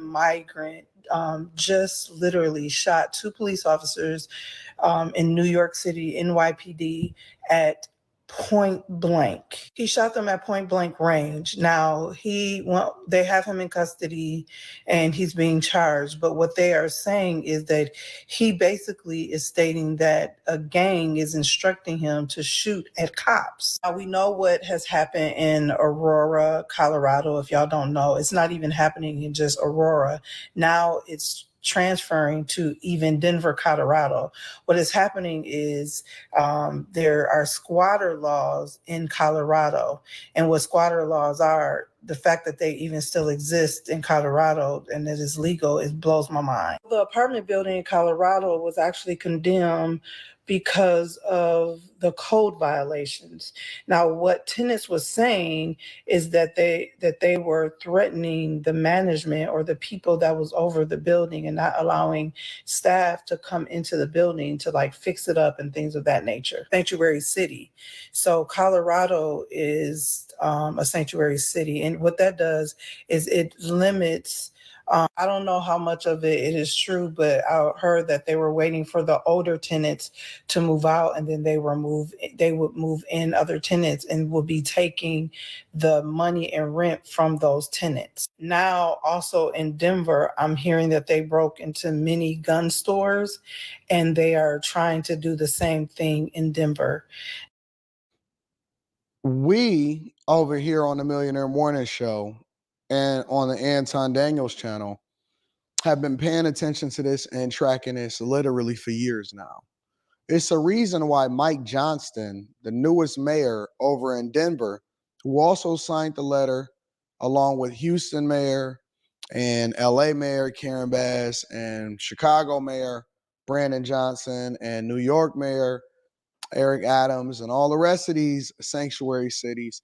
It's a reason why he kind of pulled out of declaring Denver to be a sanctuary city, because they had basically not only been draining resources, but had been a terror on police officers, residents, and the downtown visitors of Denver, Colorado. Now, over in New York, we're also aware of migrant gangs, and that Eric Adams are now saying that he's going to start cracking down on these migrants after first welcoming them in, as far as clapping and stuff like that. What we're not doing is, because the only thing that we keep doing is we treating the symptoms. We're not solving for the problem. The problem should have never been here in the first place. And the fact that you have migrant gangs and large swaths of men that are coming over here, and we know that over in a lot of these other foreign countries, including Venezuela, they were letting their prisoners free so that they didn't have to take care of them, and also allowing for them to be able to cross over the border in order to come over here in the United States of America. We know that this administration completely fell asleep at the wheel or intentionally left the door open for these people to come in the United States of America. Now, I'm not sure if they thought that they created a new class of voters while at the same time mitigating or trying to, how do I put this nicely? Trying to understand that there was going to be an element of crime and people that come over here that do some of the worst things to us, like Lake and Riley, that they don't want to mention. We know that they were coming over here and there was going to be some crime happen.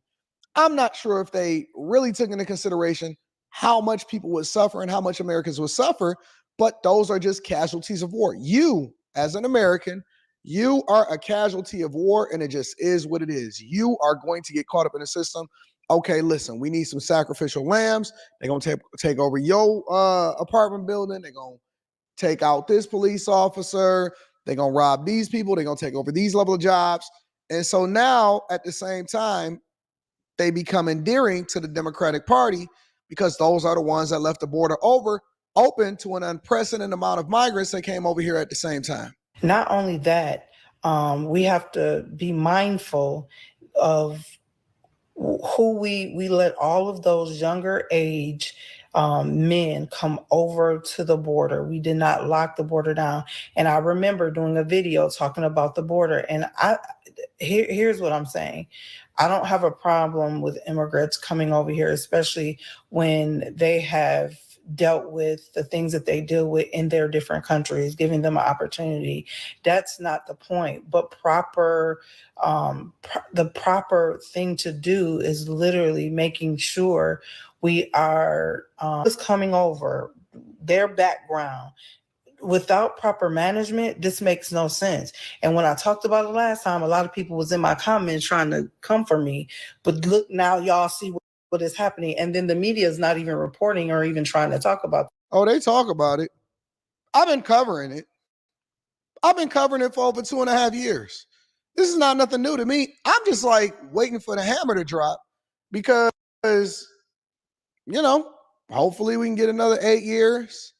Because we've had 12 of the 16 years being controlled by Democrats. Hopefully we get another 8 years of Kamala Harris, which is going to be the same of what we had over the last 3.5 years. I'm with it. I think America deserves what it has coming to them. They're trying to push this under the rug. But not only that, the resources that our country is spending on these migrants that have came over, we already know with the EBT and how they have been supportive to New York, migrants that started who have in New came York. over into our Chicago. country blows my mind in itself. That's a whole nother video, a whole nother conversation. Don't nobody want to talk about this stuff unless it's on your own doorstep. Oh yeah, let them come over, do this. They benefit, da. But when it's on your own doorstep, then you go have a problem with it. It has been said that these Venezuelan gangs are getting worser. I've even been Not sure if worse is a word, but we're gonna roll with it. hearing that there is an apartment building also in Dallas, Texas. Something similar to what has happened in Aurora, Colorado is happening with these Venezuelan gangs. Haven't heard about I went to try to research it and look. I didn't find anything, but I think the name is called Versailles or something like that, apartments. But if anybody is in Dallas, Texas, you know about this, please let me know because I'm on the heels of this, okay? Even with the DNC, that is. Yo, listen, the fact of the matter is this has been happening and this has been playing out for years. The media reported on it, mainly Fox News. I've been paying attention to it. The president has been visiting the border. I'm sorry, the former President Trump has been visiting the border. Greg Abbott has been on their heels and he's been on top of it. And that's where he said that, listen, they just can't overrun and take over Texas. Go ahead and share in the pain, Chicago and New York. Since y'all support these open border policies, y'all take them in. They said, all right, we're going to take them in. We rolling with it. And we don't even know if Biden is really at the wheel at all. We know that he's the figurehead, but we also know that he tasked Kamala Harris with being the border czar, seriously being the border czar and being the person that was in charge of stemming the flow of migrants over to this country and handling the border issues. While they also fought Trump, let's not forget, they fought Trump tooth and nail for every inch that he clawed to prevent people from coming into this country while they supported Obama and making sure that the flow of migrants didn't come over here, and they called him the deporter in chief. Remember that? But again, I think that the people get what they deserve. I'm not feeling sorry for nobody. I'm not tripping at all. I'm not, up in arms about it at all. I'm thinking to myself, you know what? I wonder how much they work for and they build houses. They've been taking advantage of that down in Texas for a long time. Shoot, since the Biden administration and Kamala Harris and all of them, they got a plan for it. And they've been benefiting from it. And they're going to use them as a new voter block. And they're going to be taking over the new jobs. And because nobody want to work no more, okay, we'll skip it. Instead of us solving for the problems that we got here in the United States of America, let me figure it out. I might as well. I'm out here paying all of these contractors all of this money in order to build these houses. Please, I ain't going to let this.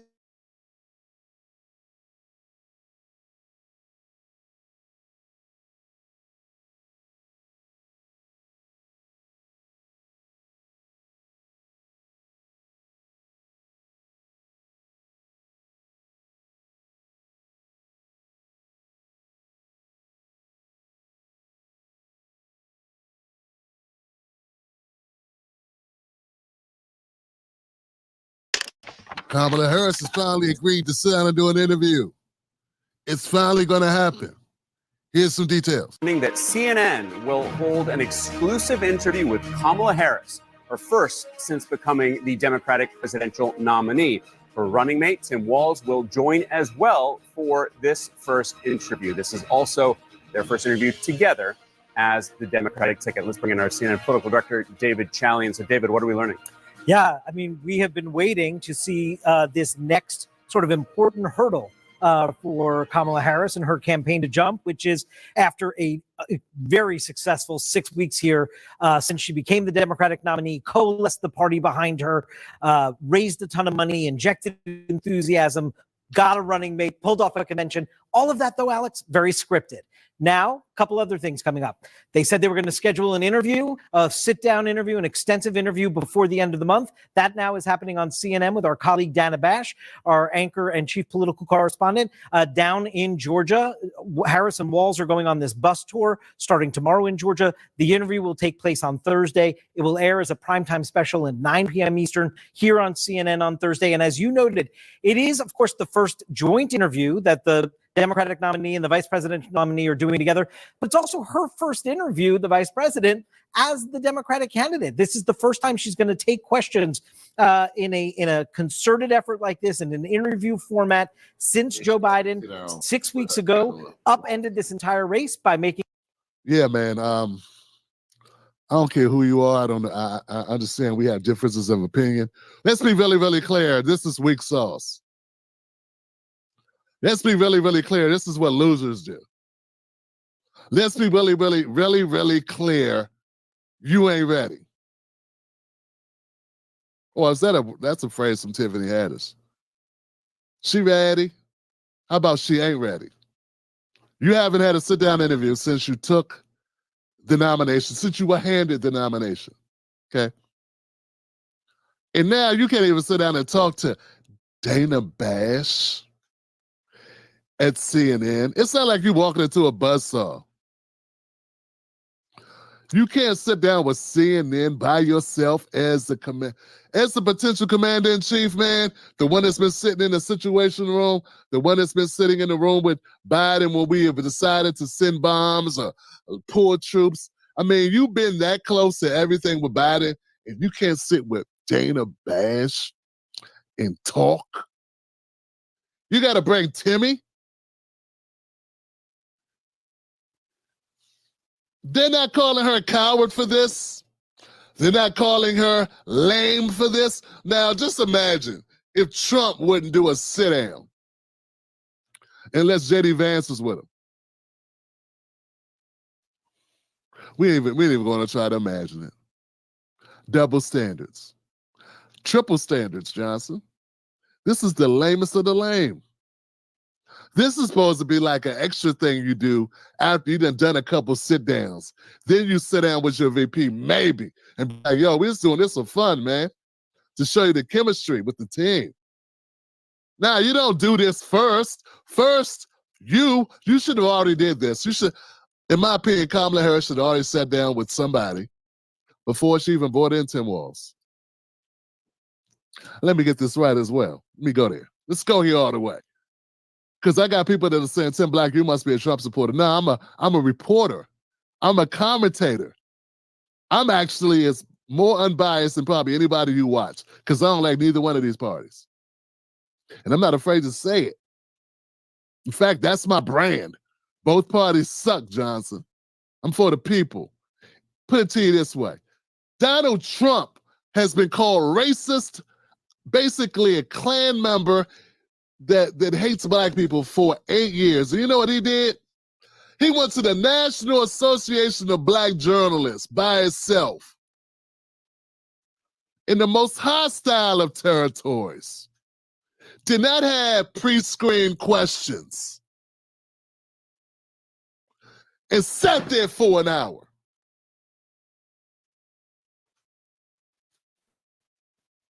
He caught hell for it because he said what so many black people been saying, which is, hey, you know, Kamala was black. I mean, she's been basically running and putting herself out as an Indian American for this entire time till she starts running for office, till she wants to be VP, and then it goes back to Indian, then it's back to black.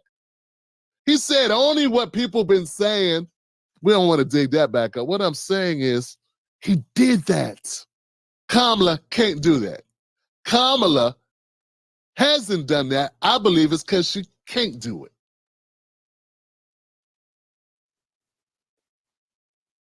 Now, you can tell me all the reasons in the world. You can make up whatever type of fantastical stories you like to tell yourself. But you can't tell me why someone who wants to be president of the United States can't do a sit down in a friendly environment. She can't, folks, it is what it is. It is what it is. And I know all the people that are selling out, all the people that, oh my God, Kamala, chameleon. All these people that are so in love with this woman, so enamored, they got all their hopes and dreams. And I'm sorry, man, they should have never set you up this way.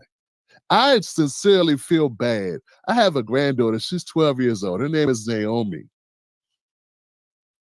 And she's watching this. And she's about to get her heart broke. Because that little 12-year-old girl who's watching what could be the first woman president of the United States fall flat on her face, all because the Democrats wanted to prop her up when she ain't ready. There's something to be said about going through all of the steps in order to get to a place so that when you get to the place, you are ready for that opportunity. Now, that's what she says, opportunity, the opportunity economy, the opportunity this, the opportunity that. It was littered all over her speeches, all over her speech. I'm sorry, her stump speech. Only got like one speech. Okay. But what happens? She doesn't take her own advice. You have to be prepared for the opportunity. Kamala Harris is not prepared for the opportunity. So what the Democrats have done, and it's very selfish, I believe, and I'm going out on a limb here, but I'm going to say this. I believe the Democratic Party has no real belief that Kamala Harris will win this election. I believe that there are many of those in the Democratic Party, the elites, they would put, if they had to bet their own money, they would put it on Trump. They chose Kamala because they wanted to keep black women in the party. Because black women, if they didn't let Kamala run, and if anybody challenged her, they would have, Newsom would have beat her, Gretchen Whitmer would have beat her, Josh Shapiro would have beat her. She would not be the nominee if they allowed it to go to convention, if they allowed it to be an actual primary or whatever, any type of form of voting. And they knew that would cost them black women. So they were hands were tied. They had to go with Kamala, and they're just happy if they're able to keep some seats in the House and Senate, because they were looking at a shellacking. So they're just trying to avoid getting shellacked. I can't imagine a scenario where Democrats really think it's okay that you can't go and sit down and talk to people, that you can't do an interview, that you can't. So she is unprepared. And now she's going to go out here, she's going to fail, okay? She's going to fail.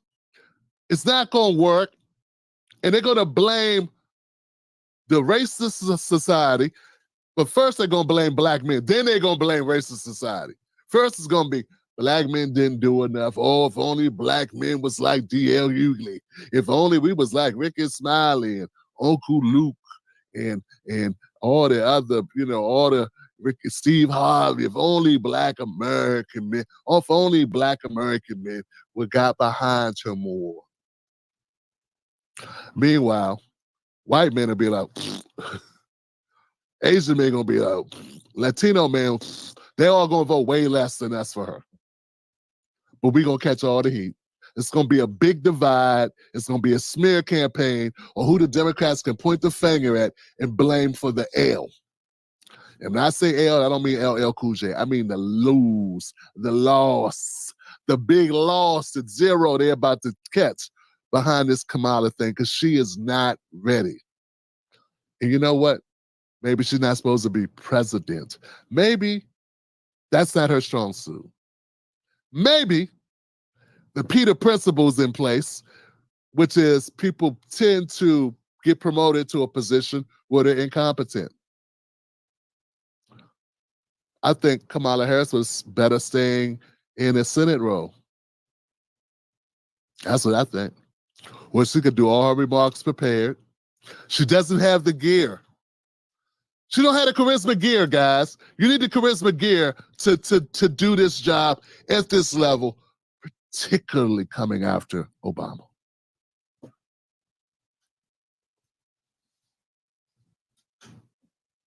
And Trump.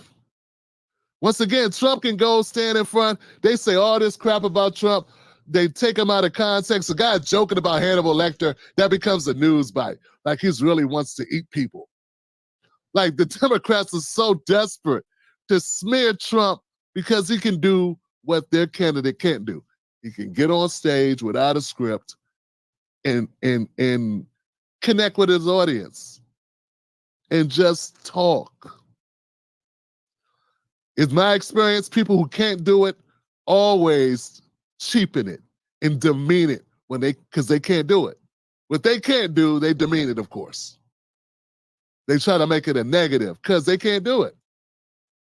I mean, people try to talk crap because they can't do this. That's not important. He's a clown. He jokes. That's part of delivering a message that's not boring. You don't have a disposition that's disarming. You're not able to get people inspired. You're not able to you don't have charisma. Probably never had it. That's important to be a leader. To be able to communicate. So it is what it is, man. And that's just one piece of it, man. That's just one piece. I'm going to see what the rest of what this gentleman had to say here. CNN, what other points? Are we going to just talk about that? That historic decision to bow out of his campaign, endorse his vice president, Kamala Harris, and that sent her on to these last 6 weeks here. And there are a lot of questions that have been lingering out there for her to answer as we go into this fall campaign. And in speaking with the campaign, they've made the point that you just did. It's been a busy 30 plus days. She's had a lot to do, not least of which was last week at the DNC. But as you note, that was all very scripted. So how much more revealing can an interview like this be for the voters? And I guess more importantly, for those undecideds who are still going to be making up their minds the next few weeks. Yeah, so I don't think voters look at it like we do and say, oh, do an interview, take more questions. We in the press afterwards, perhaps when something. Exactly, but I do think voters learn valuable information from a candidate seeking the highest office in the land about how they think in these unscripted moments and how they think through a pressing challenge or question that they are being asked. This is how to get a feel for you, folks. This is so important because I agree with him. It's not that voters are sitting back going, oh my God, I'd vote for her if only she did a sit-down interview. No. If you're a hardworking person and you're a person taking care of kids, living your life, you ain't sitting around waiting for interviews. But from an interview, there will be a clip that will show us something about you. It will demonstrate you interacting in a way. It'll be a moment. That's it. It'll be a moment, and it will hit different voters different ways. There'll be like 4 clips that come out of that interview. And then in one of those clips, may possibly find its way to a website, a social, on Facebook, Twitter, TikTok, Instagram, someplace, X, where they see a side of you that resonates with them. It'll be something that came up that you said, and you may not even know what it is, but it'll hit home for them, and it will leave an impression. The line now going to be, well, why isn't she doing it by herself? Yeah, I do think people are going to bring that up. Like, I have great confidence in Dana and CNN to do this. I think it's incredibly weak sauce to show up with your running mate. The fact that they don't have enough confidence in her to let her sit herself, the actual top of the ticket, and do a single interview. In fact, I think the hand-wringing and the gyrations over this over the last month show a troubling lack of confidence in her political ability, which also makes you wonder as a voter, well, what kind of president would you be if this kind of a small time decision, can we do an interview or not? What does that look like for your decision-making process, so on? So I think Republicans are going to think it's pretty weak to show up with effectively someone to take up half the time. Yeah, that's a good point. Yeah. Kind of lame. It's kind of lame. Yeah. Like I said, I don't think Americans are sitting back going, I don't think that the average person, just to kind of get into the head of the average person sitting at home when they find out about this, when they watch this interview, they'll be like, who's this guy? You know what I'm saying? Like, you're supposed to be the leader. Kamala Harris is supposed to be the leader. She's the president. Nobody voted for Tim. Well, shit, nobody voted for Kamala. That's bad, right? That's bad. When's the last time that happened? All right. Yeah, I know something happened before or whatever. That don't make it right. That doesn't mean that's a good precedence. That doesn't mean it's democratic. That doesn't mean it's the process. That the point is this. People are going to cut on their TVs. They're going to turn to this, and they're going to say, who's this old white guy sitting next to her? She's supposed to do this, and you get to know her. Then you bring this guy one cares about. He's like a crutch for her. Why we need her? Hey, look, if you're a left type leaning person, you want him way more than you want her. I mean, let's keep it a buck. Hey, I don't rock with these guys anymore, but I know for a fact 75% of the people that are consider themselves lefty or left. I don't know about this radical left. I don't know many radical lefts. The real radical lefts don't participate in elections. Now with this two-party system, goofies. All right. But they only voted for Kamala if they do vote for her because of Tim Walz. And this is further reason why, you know, it's a bad ticket, like for a lot of reasons. But anyway, she's using Tim Walz as a crutch, frankly. And nowhere is it more evident than right now. You don't really think she's doing this to help Tim Walz. It's so weak. The fact that everyone on MSNBC and CNN and ABC and CBS and all the other networks are not saying this looks horrible, this is pathetic, this is dereliction of duty, this is unequivocally one of the most pathetic displays. This is repugnant, this is embarrassing. This is beyond embarrassing. Hide your face, lady. Don't come outside. All that dancing, and let's be really, really clear, all that don't matter. Kamala Harris is not doing a joint interview to help Tim Walz broaden his profile.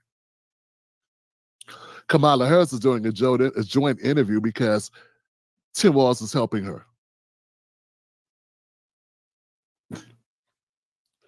You know, 50 Cent never needed Young Buck to be on the track with him.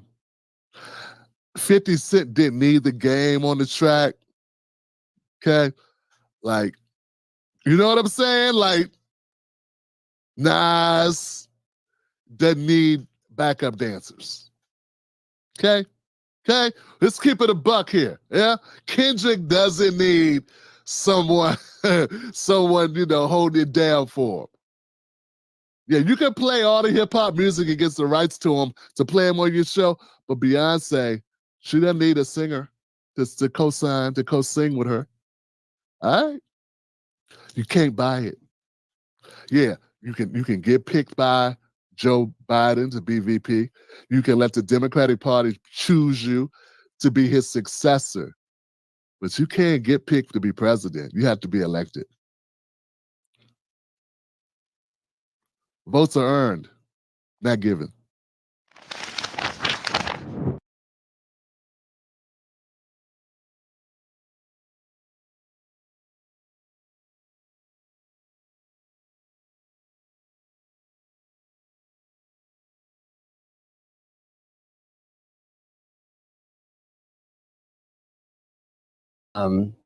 We're at a very interesting crossroads because you can't imagine a president of the United States. Let's be bipartisan for a moment. Let's agree on one thing.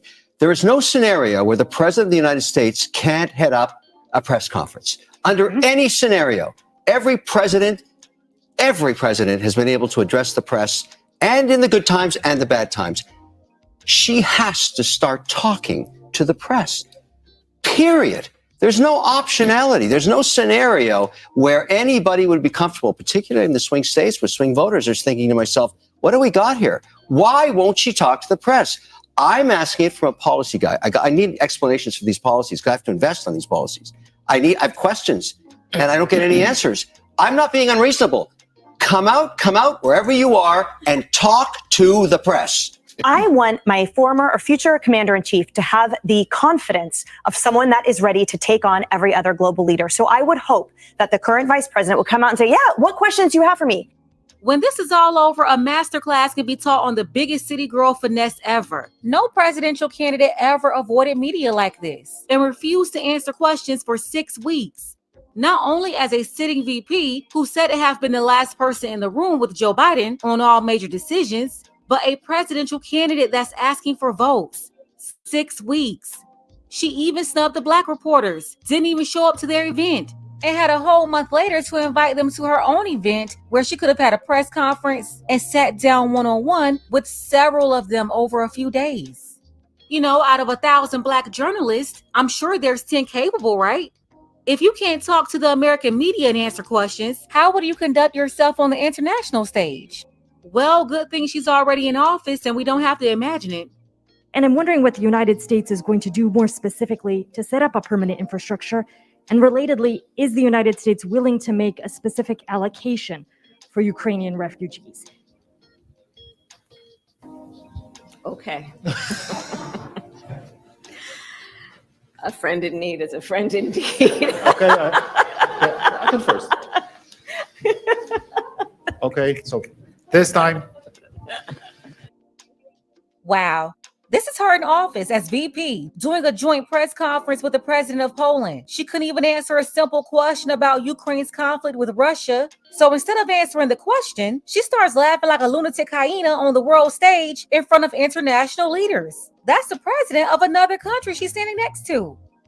I know this is cute for her sorority members and her fellow city girls, but everyone else with a clear view, can you imagine what's going through the minds of the leaders of these other nations, African nations, China, Russia? This woman is not as competent as they want us to believe, and that's why she can't answer any questions about her own plan for the country. 9 days, she's been out. She's not done a single interview. Tomorrow, the National Association of Black Journalists issued an invitation to Donald Trump and to Kamala Harris. National Association of Black Journalists. And Donald Trump is the one who is showing up. Kamala Harris is not. How long is the on the teleprompter, totally protected campaign going to last? News Nation was one of the first to have this conversation. That was 9 days in. Well, look now. It's been 40. And like I've been saying over and over, this is how I know they know she's not a black woman. A black woman wouldn't be able to get away with this. She would have had to come out right away and have interviews all over the place. She wouldn't be able to one hide from media while also getting the level of worship and protection by that same media. Nah, they would have torn her to shreds already and criticized her harshly for this tactic. First of all, for a black woman to be in this position, she would have had to be 3 times smarter than Kamala. Yeah, she would have to be competent, a great communicator, and have 10 times more knowledge than Kamala. That's how I know that they all know the truth. I will get to that question, but I do first want to state my impression of the vice president's incredible speech tonight. She had thousands and thousands of people in the crowd.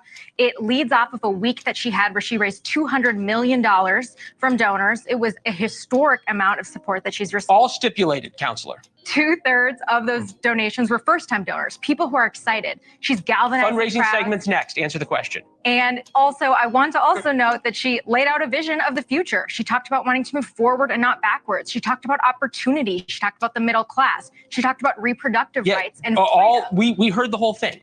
Now, when is she going? When is this candidate who talked about the importance of democracy? The importance of democracy is the importance of a press and speaking to the free press. She hasn't done that in 9 days. She's turned down every interview request. She's even turned down the Association of Black Journalists. If this was Donald Trump, and I remember when Donald Trump didn't speak to the press for 3 days, the republic was over, and it was an assault on the media. 9 days she's gotten away with it. And for the last 40 days, this woman right here is a perfect summary of what's been going on.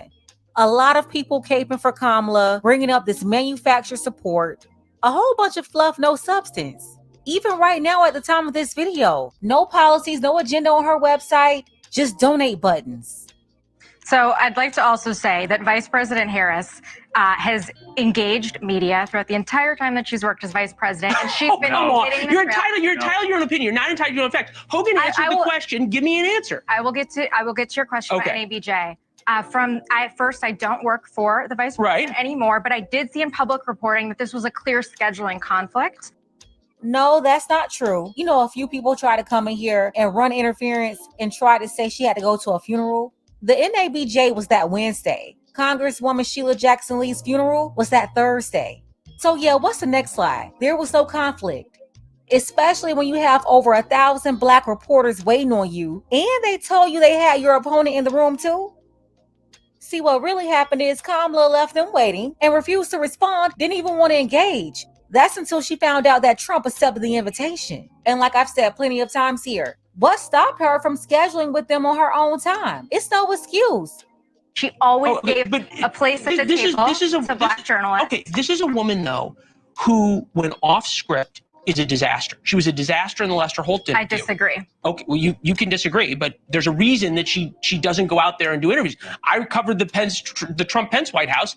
Trump and Pence talked all the time to the media. I staffed her for hundreds of interviews. Okay, well, how many network interviews? Many, dozens, and I'm happy to follow up with numbers. The vice president has always prioritized media. She's prioritized a free press. She's talked about And in 9 days, she took one gaggle question. The vice president has been talking to thousands and thousands of voters over the last week. It has been a historic performance for any presidential candidate in history. What This she's is very accomplished over smart by last the week. Democrats, what they're doing. You must keep her in a bubble. You must keep her on script. Once she deviates, it is a cavalcade of gaffes and of word salad that no one understands, and an unpopular, radical, dangerous positions that no one likes. So, Amisha, have they let this go on a little too long? Because it's now become this situation where the story is about whether she's going to do an interview. I mean, I realize that there are countervailing strategies often in terms of when you sit a candidate down with the news media. Sometimes it can be counterproductive ahead of a convention, for example. But on the other hand, if you let it go on too long, it can get out of your control. I think you're right. And that's also why her campaign has said that it's going to happen before the end of next month. And I think that that's very important. Be mindful. The DNC just ended last week. She just became the official nominee on Friday. Ma'am, stop it. Joe Biden dropped out 40 days ago. Remember 40,000 Black women got on a call and raised $1 million for her right away? The next day, 50,000 Black men got on a call. Then the next day, white women broke Zoom. 164,000 of them jumped on a phone call and raised $8.5 million in hours. Remember that? See how quick they all jumped on Zoom to give their own interviews and speeches endorsing Kamala? Well, why Kamala couldn't do that? She should have had her first interview that week. Why did it take 6 weeks to agree to an interview? On top of that, we also saw that, with the roll call, which was just a few days prior, the virtual roll call, that vote came through. This is something where we've had Kamala Harris atop the ticket officially for just a few days. So this is a very historic campaign, a very truncated campaign, but the pressure for her was to actually get out and talk to the voters. She's been doing that. She had to build that capacity. She also just chose her vice president as a running mate. Hang on. The press was not her top priority. We're talking about the vice president of the United States. She's been preparing to be president allegedly for She's 3.5 years. also been doing a lot of interviews as vice president. Therefore, she should have been able to do an interview on the first day. Why isn't she? It's not a question of ability. It is one of campaign measurement. No, it's one. She doesn't want to answer. How much she needs to she be doesn't out want and to visiting answer for the fact that she was against fracking. She was against private insurance. In ways she was that against Joe Biden gasoline could not. cars. And she doesn't want to talk where about they are and having those conversations every day. She's talking about it to the people who actually cast votes in November. Yeah, she's talking to the people about 304 rights. Push pause, because Mark, I will say that this has been something that people behind the scenes will acknowledge is something that is not her top strength. These unscripted moments where she's under pressure from interviewers. If it was her strongest move, they would have played it already. They would have played it, no question. Look, I hate to play the middle here, but they're both right. I mean, Amisha and Brad, you're both right in the sense that right now they don't have to do the interview. There isn't enough public pressure for them to do it. That's because the media's been caping for her.